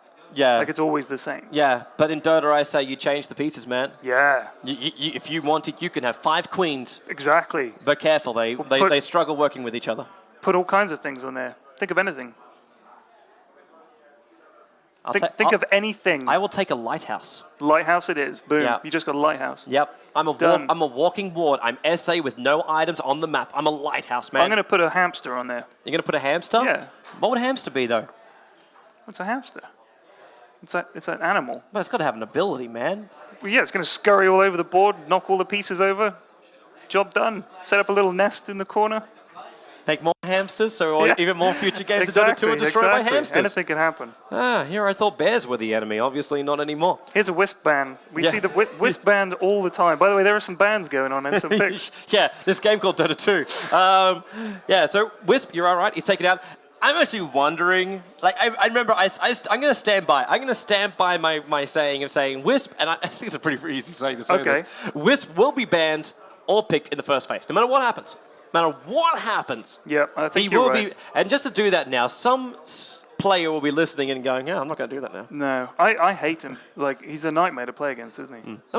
No, yeah, I know. Well, like he's painful because of all the combinations that go with him, but it makes you like it kind of forces you to play 5-man Dota against a split push, and that's where Wisp like destroys you. Well, that's where he destroys you. Do you know what? This is interesting because I was having this exact conversation with Puppy, and I'm not trying to name drop Puppy too much, but I was talking to him, and it was quite exciting. You learn a lot, man, from talking to him. I drop him all the time. Exactly. He's a great guy to learn Dota from, and I asked him, like, why is Wisp getting banned all the time? And he said that there are some heroes that are just not game breaking, but they break the physical rules of the game. Because most heroes, you know where they're coming from, you know what they're going to do. Wisp can go through all the trees, he can TP, then you've got people like Batrider, out of nowhere, bam, he's pulling trees, he's dragging you all over the place. Yep. They do things to the other heroes. You don't, I mean, they know it's coming, but you can't necessarily plan for it the way you can for other heroes. Yeah. I thought that was a really good way of putting it. Yeah. Yeah, he's 100% right too. Like you look at it and say, well, how do I prepare for most games? Like you can get mechs, you can get pipes, you can say, well, I use a 4-star to get myself away. You got all these different little things, but yeah, when you got so many people like Mag RP is probably put in that same pool too. Then. Yeah. Like you lock everyone in one position. Like, what am I supposed to do? We're all in one spot. Yeah, it's ridiculous. Yeah, it's crazy strong. But as we saw in that last game, if you haven't got the damage to follow it up, it's kind of pointless. I mean, he got an awesome 3-man RP. Yep. And no damage. Like, that's the problem that they had, I think. It's probably down to the fact, too, like, they went for a lineup that didn't synergize so well together. Like, you talk about Mag RP, what else was there? Yeah. Where was the AoE damage? Yeah. You use an AoE initiator, and then you got to have control to come after that. Yeah. I mean, well, I thought that, I mean, Storm was great at the, I mean, he got a lot of kills. But they needed, like I said, I think another Storm's got like one AoE, well, it's got 2 right, but I mean, with the overcharge. I don't necessarily think you need lots of AoE damage because, well, think of what AoE damage spells you've got that would have made a massive difference. I think if, like, in a fight, if they could have melted someone like Weaver, post-RP, like RP and then melt him, but they never got the chance. That was the problem. Then you would have been looking for heroes like Lion, like Lina, like heroes like Lina who's got actually an AoE stun, which is also a damager and the damage on top with the slave. And then you've also going to have her Laguna Blade, which is single focus. That's why I think Lina is like one of the most picked up heroes right now because she works with so many different styles of lineups. Yeah.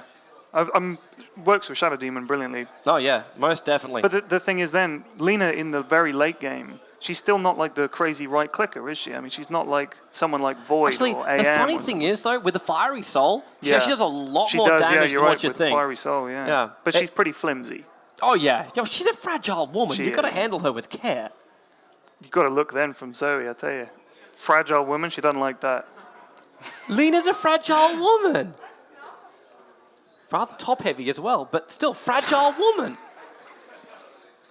Until Valve changed her, at which point then she like went down a size. Well, Windrunner, they nerfed her chest completely. Yes. I don't know what was up with that. Yes. Yes, they did. A sad day. Yes. Start nerfing chests. I am sure I was not the only nerd that wept a tear. It was like the same time as they made Dro Ranger look like a man. Maybe people are into that. I was really happy. She's back in the captain's mode as of next week. Oh, is she really? Yeah. Oh, wow. Yeah, patch log came out 2 days ago, so yeah. I'm never as well playing as- captain's mode again. It's fine. She got nerfed Yeah, like she massively. did, yeah. And then items that made her look like a Look man. at this Weaver ban, and Mag ban, and Nyx ban, and... Is this coming back to Corp Dota 2? ban, yeah. Is this back to Dota 2? Yeah, let's talk about bans. Because I was about to say, someone out there, please make the most bodacious outfit ever for Dro Ranger and put it in the workshop. Thank you very much. Bodacious? Let's move on. There's a word I have not heard in a while. Really? Bodacious. Huh? No, I'm bringing it back from Australia. Sure. So we go. Okay. So we finished up our draft right now, and you look at DD's lineup. Like you're looking at the bans as well. They're taking off laners out. They're looking at someone who's going to go down towards the bottom lane. Right now, you see Bane and Rubik. Yeah. It's already. I'm not going to say it's actually reeking of an aggressive tri lane because you've got the Bane who can control up the Nakes. Yeah. But at the same time, you've got a Rubik.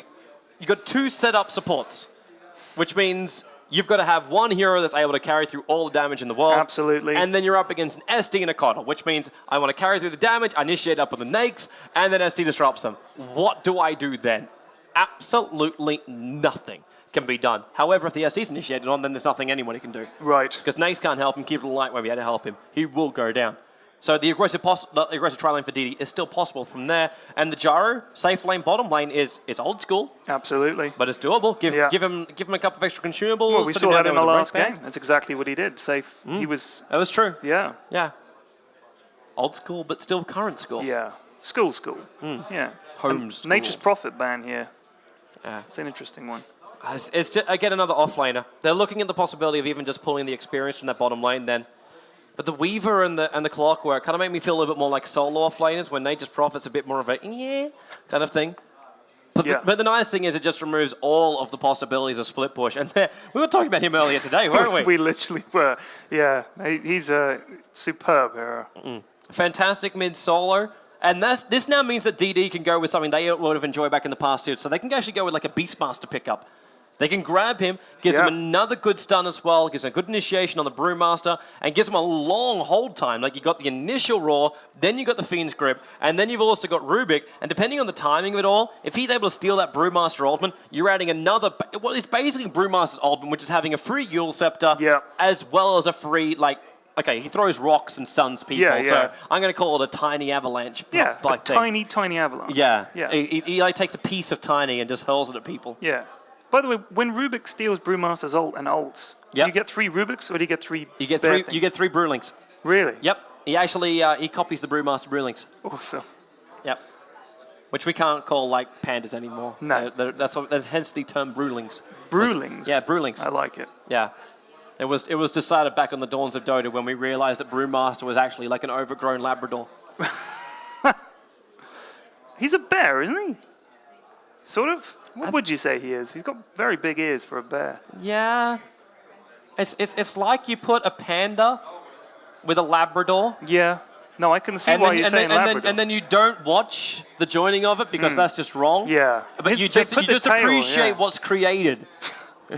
His tail is coming out of his chin now. That's what they did with the Labrador's tail. That's the style, man. Oh, right, okay. It's style. Yeah, Lassie never pulled that kind of stuff off. What do you think is going to be the next pick? Take a guess. What do I think is going to be the next pick?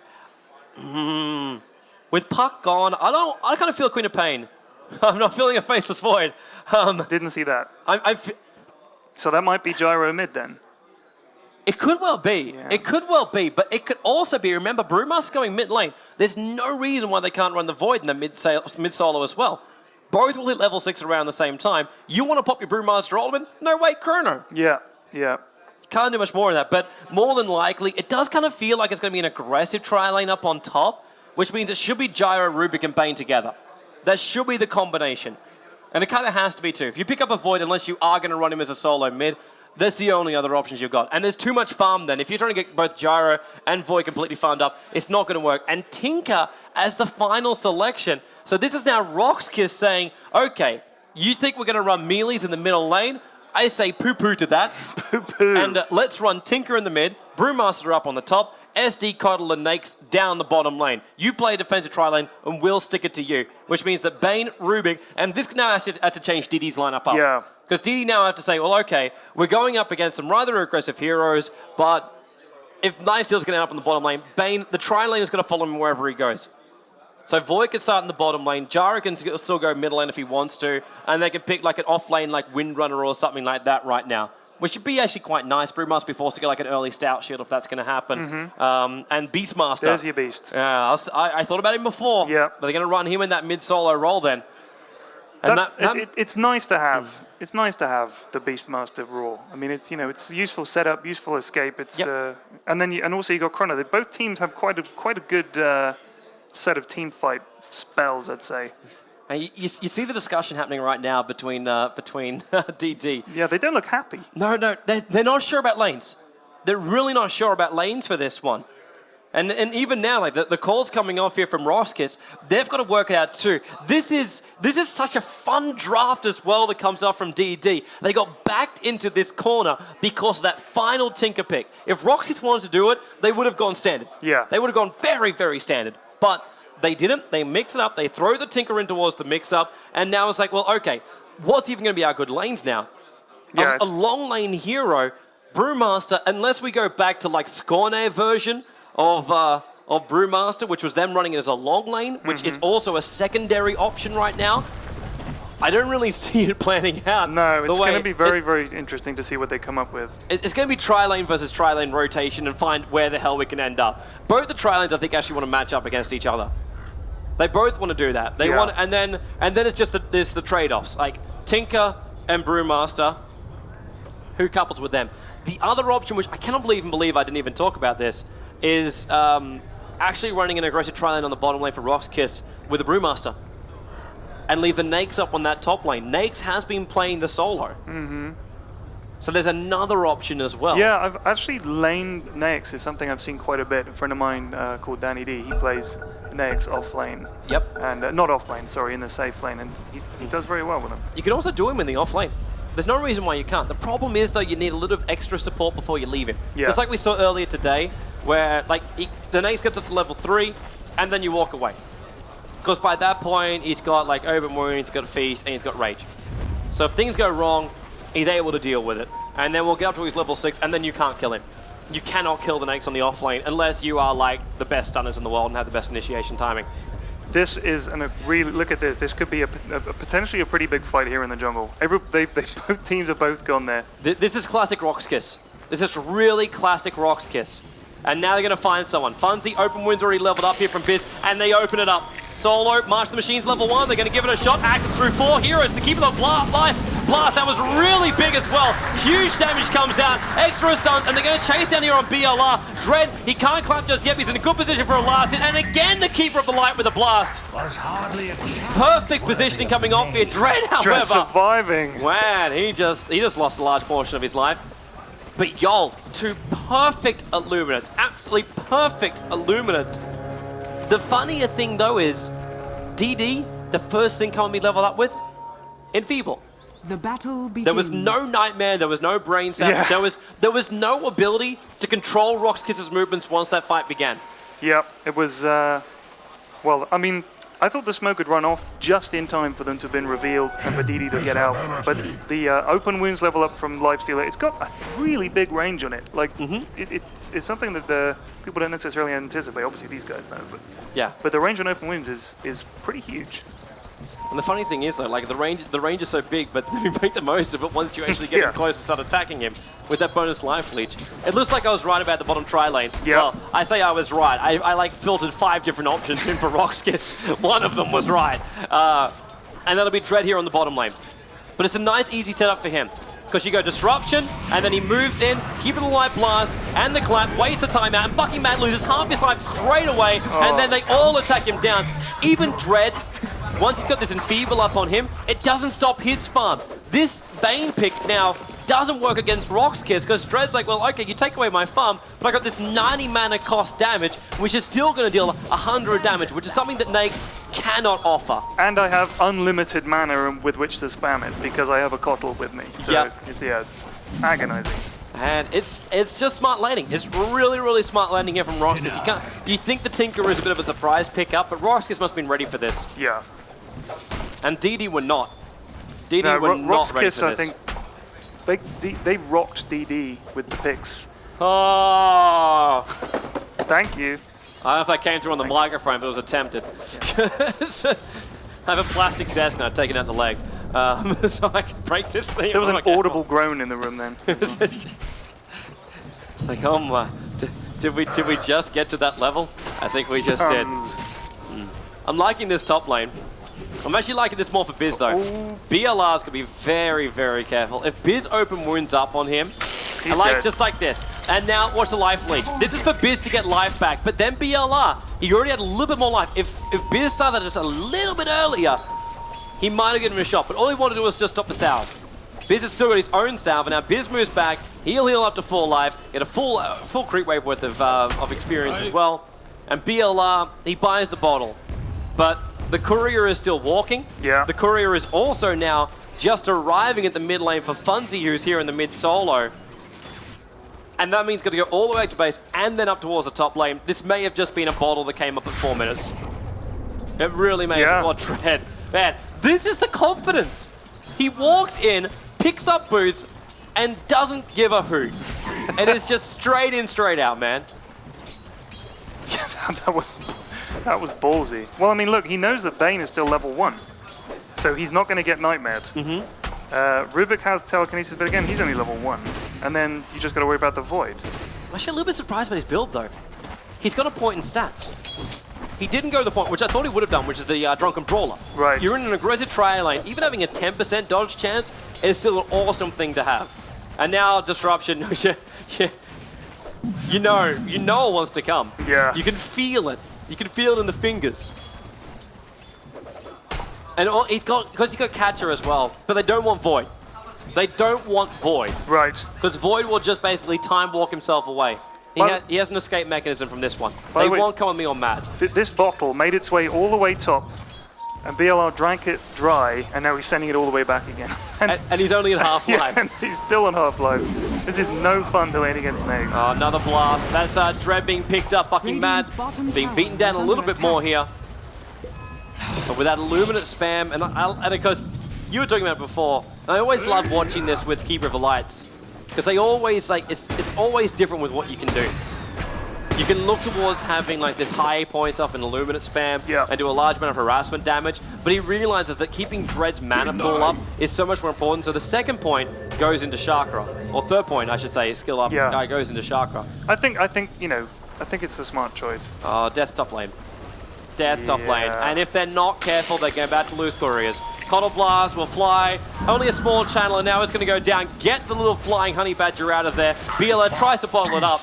But Yolt, a very, very quick and smart rotation. Yeah, that was something else. Also, it's now 4-0. We saw this in the last game, but weren't DD 4-0 up or 6-0 up in the early part of the last game? Yeah. So yeah, RoX.KIS was behind. Yeah, so it's all still to play for. Yeah, just open it up, man. Open it up. All DD really need is some high levels up on Funzy, which they're getting. They're actually getting some good levels up on Funzy. How's the CS looking, guys? Right, to have that one up. He's 20 for 5 in the middle lane.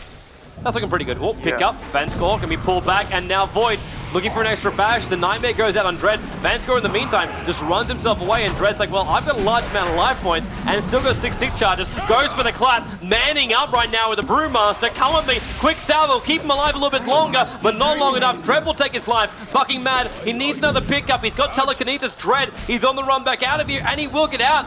Disruption coming off cooldown 3 seconds time, and this is the reason why. Rockets flying in, solo march machines, they've got some cover fire here. Come on me, pull something Enfeeble, and then the Nightmare. He hasn't a single point in Brain Sack, he hasn't got level 3 yet, but he's about to get it in a moment.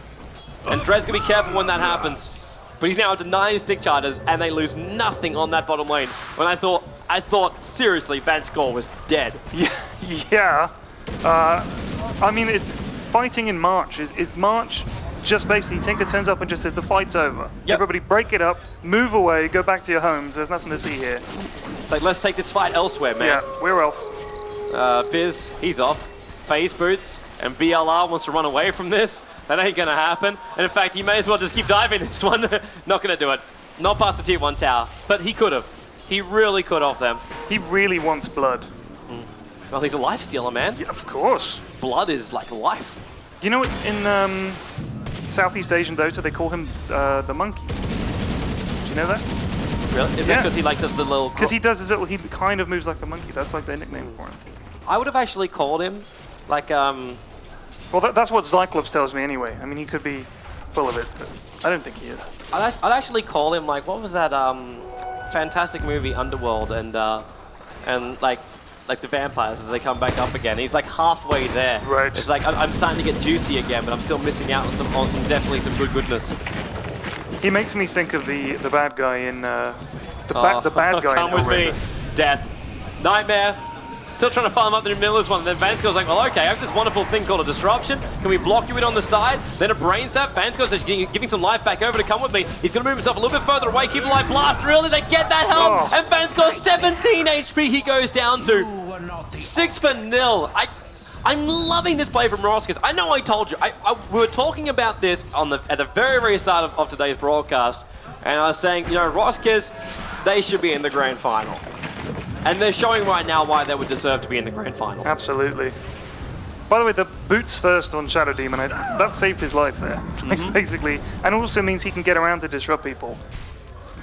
He's there when his team needs him. Yeah. Which is what all supports want to do. Bucking Mad attempting a smoke gank here in the middle lane. Solo just leaves his bottle behind. He's already looking decent on life points. And the really bad thing for Funzy is, like, he cops rocket harassment. That's not the bad thing. The bad thing is laser. Yeah. Level 1 for solo, and then you try and flat cannon. You hit nothing. You put 4 points up into the rocket barrage, 3 points up into that flat cannon, but he's only going to get 1 set of the damages out. Because the laser gives you that 100% miss chance. But sorry, my vision was messed up, so I couldn't see one team's vision. That's not too good. F1, F2, F3 for all those things. In this lull, let's listen in. You want to listen into it? I love eavesdropping. Okay, let's eavesdrop. Who are we eavesdropping on? I can't hear them. I can't hear him either. Have you turned your little mute button off? No, yeah, I've unmuted it. Oh well. Radiant's We'll get top that tower fixed. is under attack. We give it a shot. We give it a shot with Fowler technology. In the meantime, bottom lane, 4 heroes going to group up, and Yol pops the ultimate, and he's about to bring in support. Nake's up here on the top lane, and Biz will have to be called in if they really decide to push this one off. If not, they won't care about it.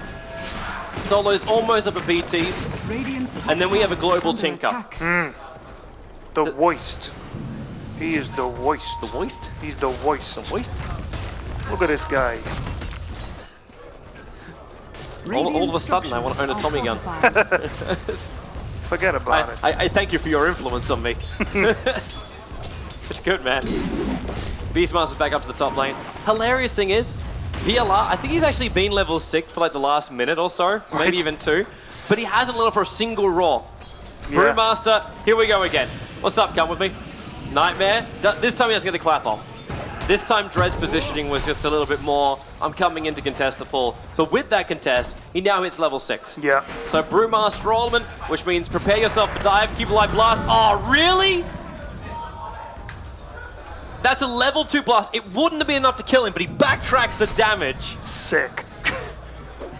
Sick, yes. It is not healthy. It's just horrible. I watched your Void thing, man. Like, you did a thing. It appeared over on what was that wonderful website which does reviews of games? IGN. IGN. Yeah. Yeah, and your video on that. Oh, trouble.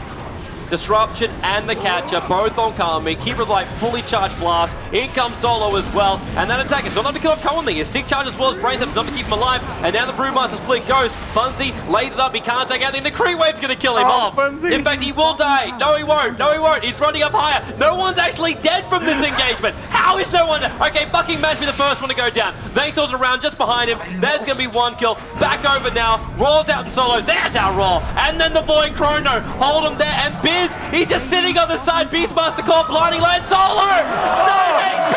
The Blinding Light means they could not follow up with a single, not one iota of a hit. But now maybe the fake. No. There is no maybe. Oh, unbelievable. I thought nobody died for ages. How did that happen? It was actually just because everybody split. Yeah. Everybody split. Bane should have died almost instantly, but he had a large amount of stick charges stored up, and that Brain Sap, that life leech you just have, brings you back straight up, and then it was kind of like this SD and Ruby getting caught off. But the bigger thing is the fact that both the Chrono and the Raw were used. Chrono actually caught the edge of Beastmaster, and Biz was hitting him down. The problem was really for the Tinker. Yeah. And the saving grace. The saving grace, and what I almost want to put down as man of this match right now was Yol. He was still in that Almond form and got the Blinding Light off. Absolutely. It was And clutch. then it's just like, Faceless Void, you might backtrack my blast before, but now you can't hit Jack. Yeah.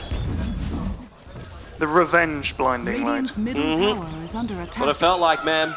And Solo, because he also lived, it even shows you just how crucial that was. Because he lived, he didn't lose his cash. Yeah. And now he's got BTs up and running. Yeah, and he just bought a Soul Ring as well, so. All the money's in the world, man. All the money's in the world. And RoX.KIS want more of it. They're going to take out that tier 1 tower in the middle lane. And I don't see... Call down will slow this down. It won't stop it. Or maybe... It will, actually. Yeah. RaidCall took too much damage from that. Not to mention that Creep Wave. I thought it has a little bit more stability than that. Just gone. Yeah. And that was just cooldown. There was no flat cannon use. That was just one ability. Nukes at a Creep Wave. Blink Dagger on Brew. Really? Yeah. He's been farming well. I mean, he's been clapping all over their jungle. Where's the Nakes?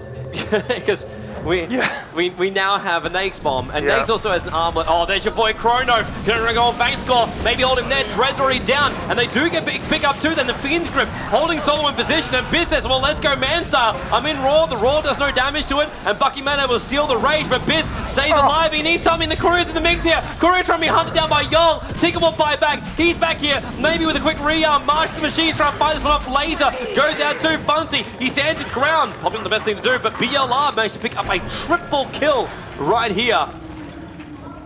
2 died to that lifestealer though. Like we lost the Rubik and I think Bane. Both died. You're correct. Both Come With Me as well as Rubik. Come With Me the first one to drop.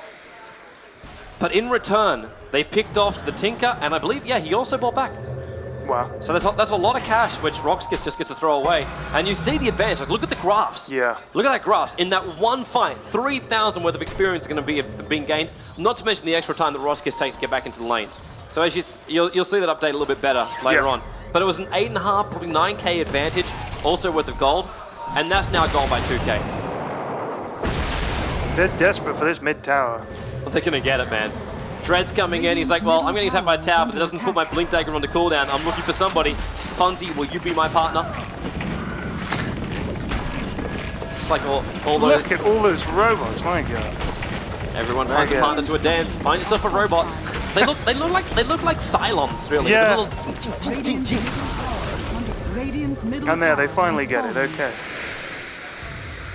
And then Funzy just tries to... I'm almost waiting for this rocket. In fact, that rocket is on Tinker. No, who's the rocket on? Dread. Dread. It's on Dread? Nothing. They managed to take it out. I'll wait for the rocket to be on Tinker could be in trouble bot here. Yeah, he's down a long, long way. There's no Blink Dagger, no... What? Wait, he just walked away? Ah, of course. Radiant's top tower is under attack. Best Duke of all time.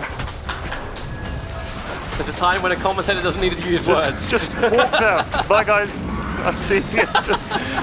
And now he's going to take this tier 2 top. Yeah, and with that much cover of a Martian machines, it's so easy to do. Because no one from DD will walk into that. Yeah. Even Void, who's like, look at the Void build. He goes Tranquil Boots at the very, very start. How many Voids do you see go Tranquil Boots at the start? And he's trying to build into a Hand of Midas as well. Right. Unless he's thinking, well, I'm going Tranquil Boots and then I'm going to go into a Mjolnir. Like Maelstrom and the Mjolnir. Well, he's got enough for Hand of Money now. I mean, he's got 1,500 quid, so he could buy one. Oh, or is it 1,600 for the recipe? I think it's 16, but anyway. Or is it? Yeah, I think it's 14. It is 1,400. Yeah, I knew I was right. Yeah. Anyway, he should get 1,900, 1,400. Boom, Yeah. boom, boom, done. What a good reference material. He should get it. Called our brains. Dread. What is Dread? Yeah, Dread's looking for the big blink clap. He's having a search, man. He needs kills that give him 3,000 worth of gold. Yeah. I'm hearing that infest out. Biz just like abandoned the bottom lane now. Really surprised though we haven't seen that combination because Nakes he's always looking for a piggyback. He's like a little Joey. He's always looking for someone to tag team up with, and Biz is that man. A Joey being a just a kangaroo, straight in with right? Dread. Yes. Okay. Yes. Australian reference. Right. If you don't know what a Joey is, Google is your friend. Like bodacious. Like. I'm pretty sure people know what bodacious means. Yeah, I know. If you don't know what bodacious means, then Google is your friend. Then try living during the 90s. A bodacious Joey. A bodacious. What? That could be one of them team mascots. She's got amazing paws and a tail. Yeah, that's what it's all about, man. Wait, what? Meanwhile, on the bottom lane, back at the water, Toda, Lifestealer. Now with one is. I always love RoX.KIS's builds on Nakes. It's either Orchid or Desolator. Right. Never anything else. Maybe a Maelstrom. But with this, it's just aggression galore. Eat through that armor of Void, because while he might be backtracking, he's still only got 11 armor in total. Yeah. And if you get that Desolator up and running, you've got two options. You can go kill, which is great, or you can also take an early Roshan. Yeah. I mean, the other problem you've got is that... Wait a second, I've lost my train of thought completely. I can give you another train of thought, man. Yeah, please. Vanscore has a medallion too, so double negative armor. Oh my god. Once Biz, of course, farms up the other Desolator, which he's now... With this Black Dragon, he'll have both the Mithril Hammers. And Look at this, they're going to go for Roche here. Yeah. Well, they'll have all the confidence in the world, because who is going to push out if Solo says, well, you want to come in through this direction? I'll put Martian machines over here. Yeah. You're not going to come in. You're not going to go into the middle lane. It stays pushed out. And it'll just keep TPing in and out, in and out, in and out, in and out. That's all he's going to do. And you're going to get blink clapped, altered from the brew. Oh, look at this. This is what Tinker does. So, misclick by Vanscore. He tried to use his medallion, but instead he actually used his TP scroll. Oh, well. So ends up losing that little sucker. And they backed off. They backed him off here. Well, there's smoke movement. They've got observers and sentries down. That's why they know what's going on. Rockets from Tinker. He's just harassing him now. Buckyman really low on life. Nice ulti. He'll hold Vanscore as well as Biz out of here. And Buckyman able to escape away from the Brewmaster. Roman Comey not so lucky. There's your Raw going out in the SD. Mag Charge keeps him alive just a little bit longer. Double kill right now for Solo. Probably going to be a little bit more. Void sent up into the air, spinning him round, baby, all the way down. Double kill. And about to become a leap up and away past the Ogres, though. Tinker bought back during that engagement, and they'll go back into what they started. They lose a lot, they get a buyback, they still, however, take DD, and they'll go Roshan. DD's problem there was they took so long to even just kill the Shadow Demon. You know, I mean, they were all just trying to get the Shadow Demon. Meanwhile, you've got all these other guys wailing on you. Yep. And because they just broke ranks. Yeah. They broke ranks at the start. Rubik's like, I'm out of here, I'm being fully initiated on. And Void, like, the fight split into two. The fight split into two. You get one hero here and one hero here caught in a chrono around this region. And then over on the side here is where the rest of the battle was going on. And then Rubik fleeing for his life a little bit further down. So we split the fight basically down this line here. It's, yeah. Yeah, and now you have a Lifestealer with Aegis, which is... Yep, and I believe full Desolator. It is a full Desolator up and running. 20 minutes. And in 20 minutes, he's got the armlet, phase boots, and a Desert. Yep. There's only one person I normally see farm a lot faster than this one. And that's a man who I saw have an armlet as well as a full heart. Which actually it's a little bit more expensive. But I saw him have that at 17 minutes. Wow. and he'll be playing in the last match of today. Got all the best teams here. Solo. I love it when he does this. Dagon build now for the Tinker. And this really does hurt. Was that the initiation bolt went? Yeah, it is. Vanscore gets killed. Yeah, he got telekinesis, but they're going in on Beastmaster now. Yep, easy TPs in, quick infest as well. Biz wants a little bit more life for some reason, and now wants to chase down Bucking Mad. Phase boots are popped, and he'll catch him up. He will catch him up. And look at even the Hawk. Is trying to keep the vision. It's like, yo, I see what's going on. Biz will take a Hawk. He gets picked up. Bucking Man's out of mana. And Void, well, he's got Chrono, and his decision right now is, do we have a crack at this? Come with me at Olive. They can kill him off, but they know what's behind him. They know Solo is here, and they know that Solo with this Dagon is going to do even more burst damage. And you're going to end up having to fight in March and all the rest of it. So, yeah. Very, very, very tough for them to initiate here. Because also they don't want to fight. Yeah. Because if they fight, then the BKB won't get finished up on Gyro. And he needs another 300 gold to do so, which he'll probably pick up from this top lane. And then down the face is Void, who didn't go for the Hand of Midas. He did actually go into Maelstrom. Yeah. Which, I mean, it would have been pretty late for a Hand of Money. You know, it would be. 18 to 20 minutes, I think, is pretty late. He's just so far behind. Like 102 CS is great, but the net worth shows more. Yeah. The net worth is 6.2k against the 9.8k of Tinker, the 9.4k of the Nate, and then the 7.2k of the Brewmaster. And then and only then do we get the Gyro. Yeah. Look at that net worth. Yeah, they are so up. RoX.KIS are controlling this map perfectly. Holy, I actually didn't realize the gold. Is that what you were talking about? Yeah, look at the net worth. Look at the amount that they're up. Yeah. Tinker, Lifestealer, Brew, the top three. It's danger time, man. It's real danger time for DD. They're already one game down here in the best of 3 series. I love how the Keeper of Light Illusions are trying to kill off this courier again. But the Wild Honey Badger shows no fear. Especially when he has balloons. Brave and vicious animals. They tear out your teeth by your teeth. They tear out your teeth? There's the jump, and Gyro is dead in the top lane. I was about to use a drop fairs quote from Bundy Raw, but I wasn't going to do that. Raw now in the middle lane. Yar's pulling in support here. Brewmaster already with the split, and in comes Solo. Tinker's already been brought back in again, even though he's nicely done with the Nightmare by Come With Me. Actually stops the Brewmaster stun from going out on him. Then the Mag Charge is not going to keep BLR alive long enough, and Rubik also dying a little bit further up. 3 Euros on the sidelines. And that's a very, very early split by Dread, but it just made DD panic. It's like watching the Spectre Ultimate earlier today. Spectre's up. Which one do I attack? I don't know. Are fortified. Yeah, it is. I mean, I think RoX.KIS are in a pretty strong position here, to be honest with you, to say the least. DD can't get anything going. They can't fight because you've got March. You got Lifestealer could be inside anybody. You got Kotl to worry about. Void, nice jump. 3 only caught in that one. He's trying to actually pick off. Well, he started on Yol, then moved himself down to Dread. This is indecision galore. Dread, however, disruption. The timing from Vanscore is going to be perfect. Dread, he's on 18 HP. They've already got one. The Marshalls cover fire. Great fight for DD. Bunzy, when they all dropped down so low, he just came in, called down Flat Cannon, and took all the lives there of RoX.KIS. What, has Rubik stolen much yet? I haven't seen Rubik steal much yet. He's normally dead before the fight begins. Yeah, I think that's a big problem. If they can get March, that would really help. I know they're pushing mid, but I cannot stop following blue things. Middle tower is under attack. Look at it go!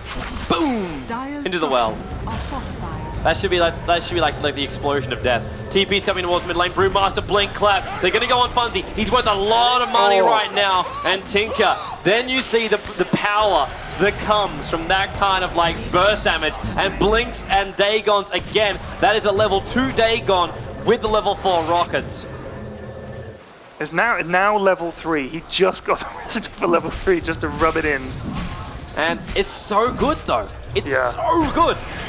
You're looking to kill off heroes like Gyro, and the funny thing is, like, if we get to the later portion of the game, when the BKBs went off and he pops his Satanic off, it's like, well, okay, that's fantastic.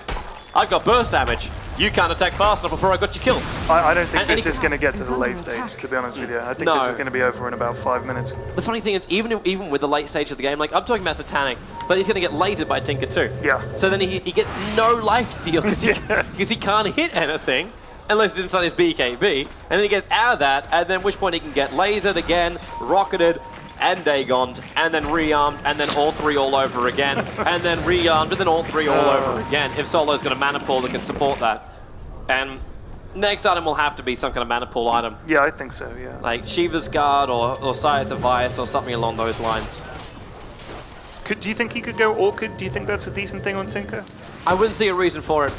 I really wouldn't see a reason for it. Right now he's a damage dealer. He doesn't need to be the Orchid. If you're going to get an Orchid, then you get Nace to build one up. Yeah. But Nace more than likely probably want to go like Assault Cuirass.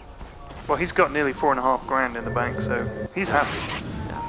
I still feel there's enough to be able to deal with this DD lineup at the moment. And they can never really match up with the DD's amount of disables. Like they got Raw, they got Fiend Script, they got Void Ultimate, and then they got Rubik who can steal whatever. So, yeah. In this scenario, I wouldn't really see a point for an Orchid. But there's no reason why you can't. I'd actually like a Yule Scepter, that's what I would like. Yeah. Because then Funzy will never fight. Right. It was like the old thing. I remember basically the first time it really struck the Dota 2 scene was during DreamHack. It was the DreamHack winter, 2 winters ago now for DreamHack. Oh, trouble on bottom lane, fucking mad, no sum. He's out. And then Funzy, he's out. Yeah, but it was Denny's Tinker actually. And he went Yule Scepter up against a Lone Druid. And for the entire engagement, the Lone Druid bed never hit the ground. Like spinning plates. Yep. Because all you gotta do is rearm, Yule Scepter. Rearm, Yule Scepter. Yeah, yeah. And you'll never, I think you touch the ground for like 1 second. Well, maybe not even that. It depends on your mana pool. But then it had like the extra movement speed and everything else that went with it. Yeah, of course, yeah. Fun pickup. Fun pickup.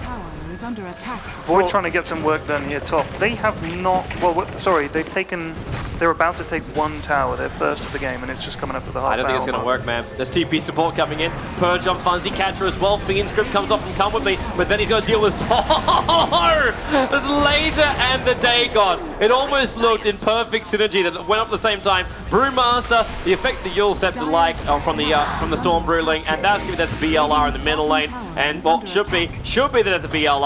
There's Dread, Blink, Clap, Death. Keep it light blast as well, only just off fucking mad. And then the Drunken Haze, slow him down, try and TP out. There's no extra stuns, and Dread will not have enough damage to kill him off. In the meantime, faces Void, already Dagon, rearm, and then he didn't even need a rearm. It was just an attack. Solo is absolutely crushing this game. 90%. And that's not to take anything away from the other players because they're doing great too, but yeah. 9-2-11. And he's got basically, he's the happiest man in the world when it comes to money and kills. And he's just all over the map, pushing. Horrible hero. It's just beautiful to watch, man. It's really beautiful to watch a Tinker play like this. Yeah. Jump in, Bane's dead instantly. Bucking mad now, a quick rearm. He'll have to bottle up a little bit more. You see his mana pool, it's still his biggest problem. Yeah. His mana pool is always Tinker's biggest problem. He has to leave now, but he'll come back. He already got himself a kill. And leaves the March machines to cover fire. So if they want to keep pushing in, they can do so. And you can see the guys talking to each other. It's just still very, very calm, collective, and it's just this decision. Go in. No reason why we shouldn't. Yep. But keep your eyes open for that Beastmaster Raw. Void's still on the sidelines, so there's no ulti. They're both coming up, and actually, did he repel them? Maybe Roshan time? Yeah, it's a dangerous time to push in, actually. Yeah. Roshan comes back up again in about 40 seconds time. Why not? Just postpone it. You've got a Colossal lead. Get the Aegis and make certain of it. Yeah. You should know being during being the Pylon Flux. Pylon Flux knows all about it. Considering the man who casts Pylon Fluxes all the time, it's Artosis who says, like, when you're ahead, get further ahead. That's good. So we'll call it the Pylon Flux. At least for Dota 2. Yeah. Hi, Zoe. He's smiling. It's good because if she was angry, then we're dead. Yeah, I've got to go sit next to her after Hang this. on, it's crocodile tears, isn't it? She's gonna boot me. She's not really sad. She's not really sad. It's a trap. It's a trap. Something is wrong. Funzy getting scouted out a little bit here. Same time, looks like mid lane. Really? Infest initiation could have been, but I don't think it was. It was just solo. Biz has his Infest on cooldown for another 36 seconds. He would have been in for a while. And he's now got enough cash for Abyssal Blade. Vance Core being initiated on. Bucking mad, however. TPs, and then... Oh! Daggone it! That was a hero. Yeah, that was. That pile of ash. Yep. And now Blink initiation. Sick. I'm not gonna take my camera off Solo now. I don't even need to touch the keyboard. I do not need to touch the keyboard. Solo currently can solo every single hero, but possibly the Faceless Void. And then he gets done by the Rock in the middle lane. Best TP of his life. Unbelievable. Well, the rest of his team is doing Roshan. He's like, good luck, guys. I'm going to go kill Gyro. Yep, we're on solo camp now, right now, peoples. Solo camp. And now it's like, oh, hi, Funzy. Laser, Rocket. Oh, it's not fair. Stop. It's just not cricket, man. Stop it. It's just not cricket. I'm actually casting with someone who actually understands what the hell that phrase actually means. Yeah, finally, you can talk about cricket. Yeah. And there's top lane gone. Sure, maybe not. He rockets out and blinks right. It's like, come on, Solo. Be a man. Oh, wait, no. He's now going to be two men. One inside the other. Wait. Phrasing.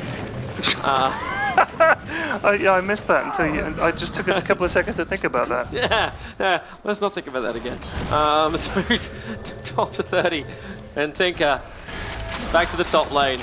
But he's walking around with Nakes inside him, and a level 5 Dagon up and running. Point. He's got the ultimate orb there. I mean, as if he isn't scary enough. He's now got a zombie in him. Yep.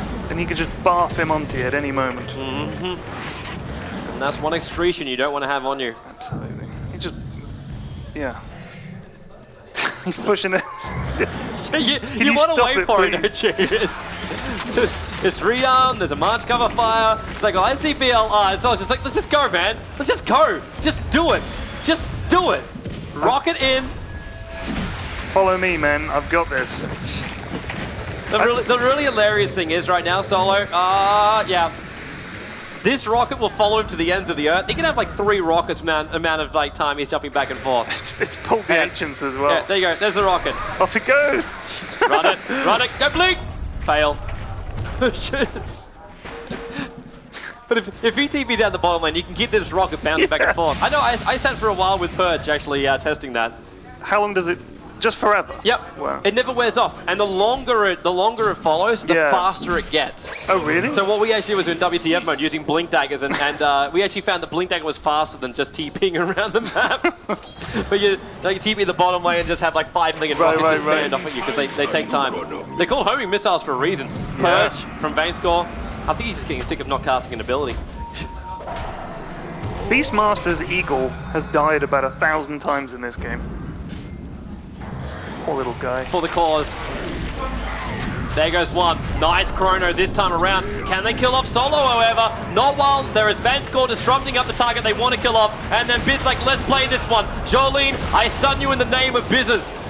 The Coddle Blast gonna hurt too. VLR, that's his life gone. Brewmaster actually takes the kill from that one. While out in the side lanes, there's Tinker just sitting on the high ground, throwing out rockets. He's on 238 HP after being getting caught in the chrono. Biz is about to pop, but he actually wants to die. And now he's actually armlet toggling. Now he can die and pop the Aegis Immortal Funzy. He can't do it. He cannot do it. Beautifully played, and this should be GG. This really should be. This should be a RaX. This is RoX.KIS just schooling DD here in game number 2. It looks highly unlikely that we'll see a third game. Yeah. And Peters just dies here, pop the Aegis to the Immortal. So he can come back to full life in a moment. But they have no reason to fall back. There's no tier 2 towers out there. Radiant's middle barracks are under attack. Which means, and no tier 3s, which means everything's basically open. One tier 3 tower on top. But even if DD try and fight this one right now, they know they don't have enough damage. Solo's back here again. There's another March Machine's cover fire. And he's looking for someone to kill. Come with me. Are you the man? 16-13, by the way, the solo. That's an incredible performance. And Fizz, I think he's finally going to go down. There's the Aegis, and Rubik was in fact the man. Nightmare from Come With Me. He's got no Fiend's Grip. And Solo, well, he had himself some time to think about what he's done in life. Radiant's top No shame. Come back into it to BLR. Oh, nice roll. This stops the re-arm, which means he can't BT out of this one, but he'll just buy back and come back again. There's the buyback. Already Brewmaster with a kill. And Tinker, yeah, he cancels the TP. He would have been smacked back in the middle of the chrono. Yeah. That's a fantastic chrono from the Void, but then blinding light Bunzy. He can't attack Dread. He can't hit. And Solo comes back in again. And Biz will chase down Bunzy. Dagon laser. Solo gets a double kill. 19 for 3 with 14 assists. This Tinker is now also playing with everybody. Lol. Dead. He's dead, finally. Yep, and he can't buy back. But Bizhead with Abyssal Blade. Even his damage! Because that's the thing, is even if you kill the Tinker, you then got Nex to kill on top. Yep. And Brew. Brewmaster, who's like the hardest hero to kill because of his ultimate, which he's also got negative scepter for. So RoX.KIS, they're being made to work for this. They will bring down the tier 4 tower in a moment. Biz wants to have a little bit more fun because this is going to be the last game for DD. Of course, it is a single elimination bracket, which means once you're out, you're out. That's the way the cookie does crumble. And Dread, really? Biz, he's going to live through this, isn't he? Yep. He's fine. He's looking to get inside something. He's armlet toggling it perfectly for BLR when he hits the deck. 11-1-15 for Nakes. The unsung hero below the Tinker, who's 19-4-16. Yeah, absolutely. Nakes has been doing work. Radiant's Ancient and that's going to be it. The GG still not being called by the French. And I still want to give them props though. I want to give so much props to DD. Absolutely. In game number 1, they still toe-to-toe with RoX.KIS. This is DD also playing with a stand-in, playing at a LAN event. There's your GG call coming off. But really, RoX.KIS, they played smart, they played hard, and DD really kept up with him in game number 1. To the point we could say DD were actually playing just as well, if not better than them. But absolutely, yeah. They hit the point when there was just nothing more they could do. There was no damage, there was no nothing. The end game wasn't there in game 1. That was the only thing, I think, that stopped them winning the game. They definitely had an advantage, like you said. But in that second game, we saw the problems with the picks and the lanes. And they that early double kill in the bot lane is what swung it in their favor. RoX.KIS never took their foot off the pedal in that whole game. And once you get a lead, someone like Tinker can just grab that game and say, guess what? All your lanes are getting pushed. I'm just going to kill all of you. And once I get all my items, even if you kill me, then guess what? There's a lifestealer. Yeah, and most of the time, the funny thing is, like, you normally look to gank a Tinker. You normally look to shut him down, so that kind of thing doesn't happen. Because Tinkers, you get BTs up, and you know you're dealing with a global presence. And you want to delay that as long as possible so you get your key items up. And it never really happened. No. And the funny thing is, though, like, Beastmaster, for me, is also going to be another one of those things where you look back and review and say, where was the Raws? Yeah. Where was the openings? Where was this rotation down to give the advantage in the other lanes? Or was it even possible in the lanes? When you think about it, if you rotated, what were they really going to achieve? Could they find a kill? Probably not. Yeah. Bane and Rubik is another thing you can also look at, saying, are those two supports really strong enough? Because if they want to gank up the middle lane in combination with a Raw, you got Raw, Telekinesis, Nightmare.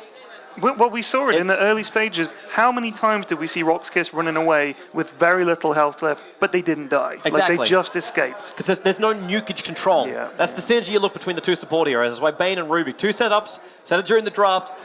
There's no follow through. That's why you have Lashrax and Linus to couple with these kind of heroes just for these type of situations. So right now, I think it's time for us to stop talking about this match because we've been doing it for way too long and it's something inappropriate. So let's jump ourselves over to the appropriate ones, both Kawa as well as Zoe, with I don't know who they've got there. They've got Bucking. Hi, Buckingman. Over to Buckingman. Oh, we're not going to jump to them just yet. We're missing one. We're missing one.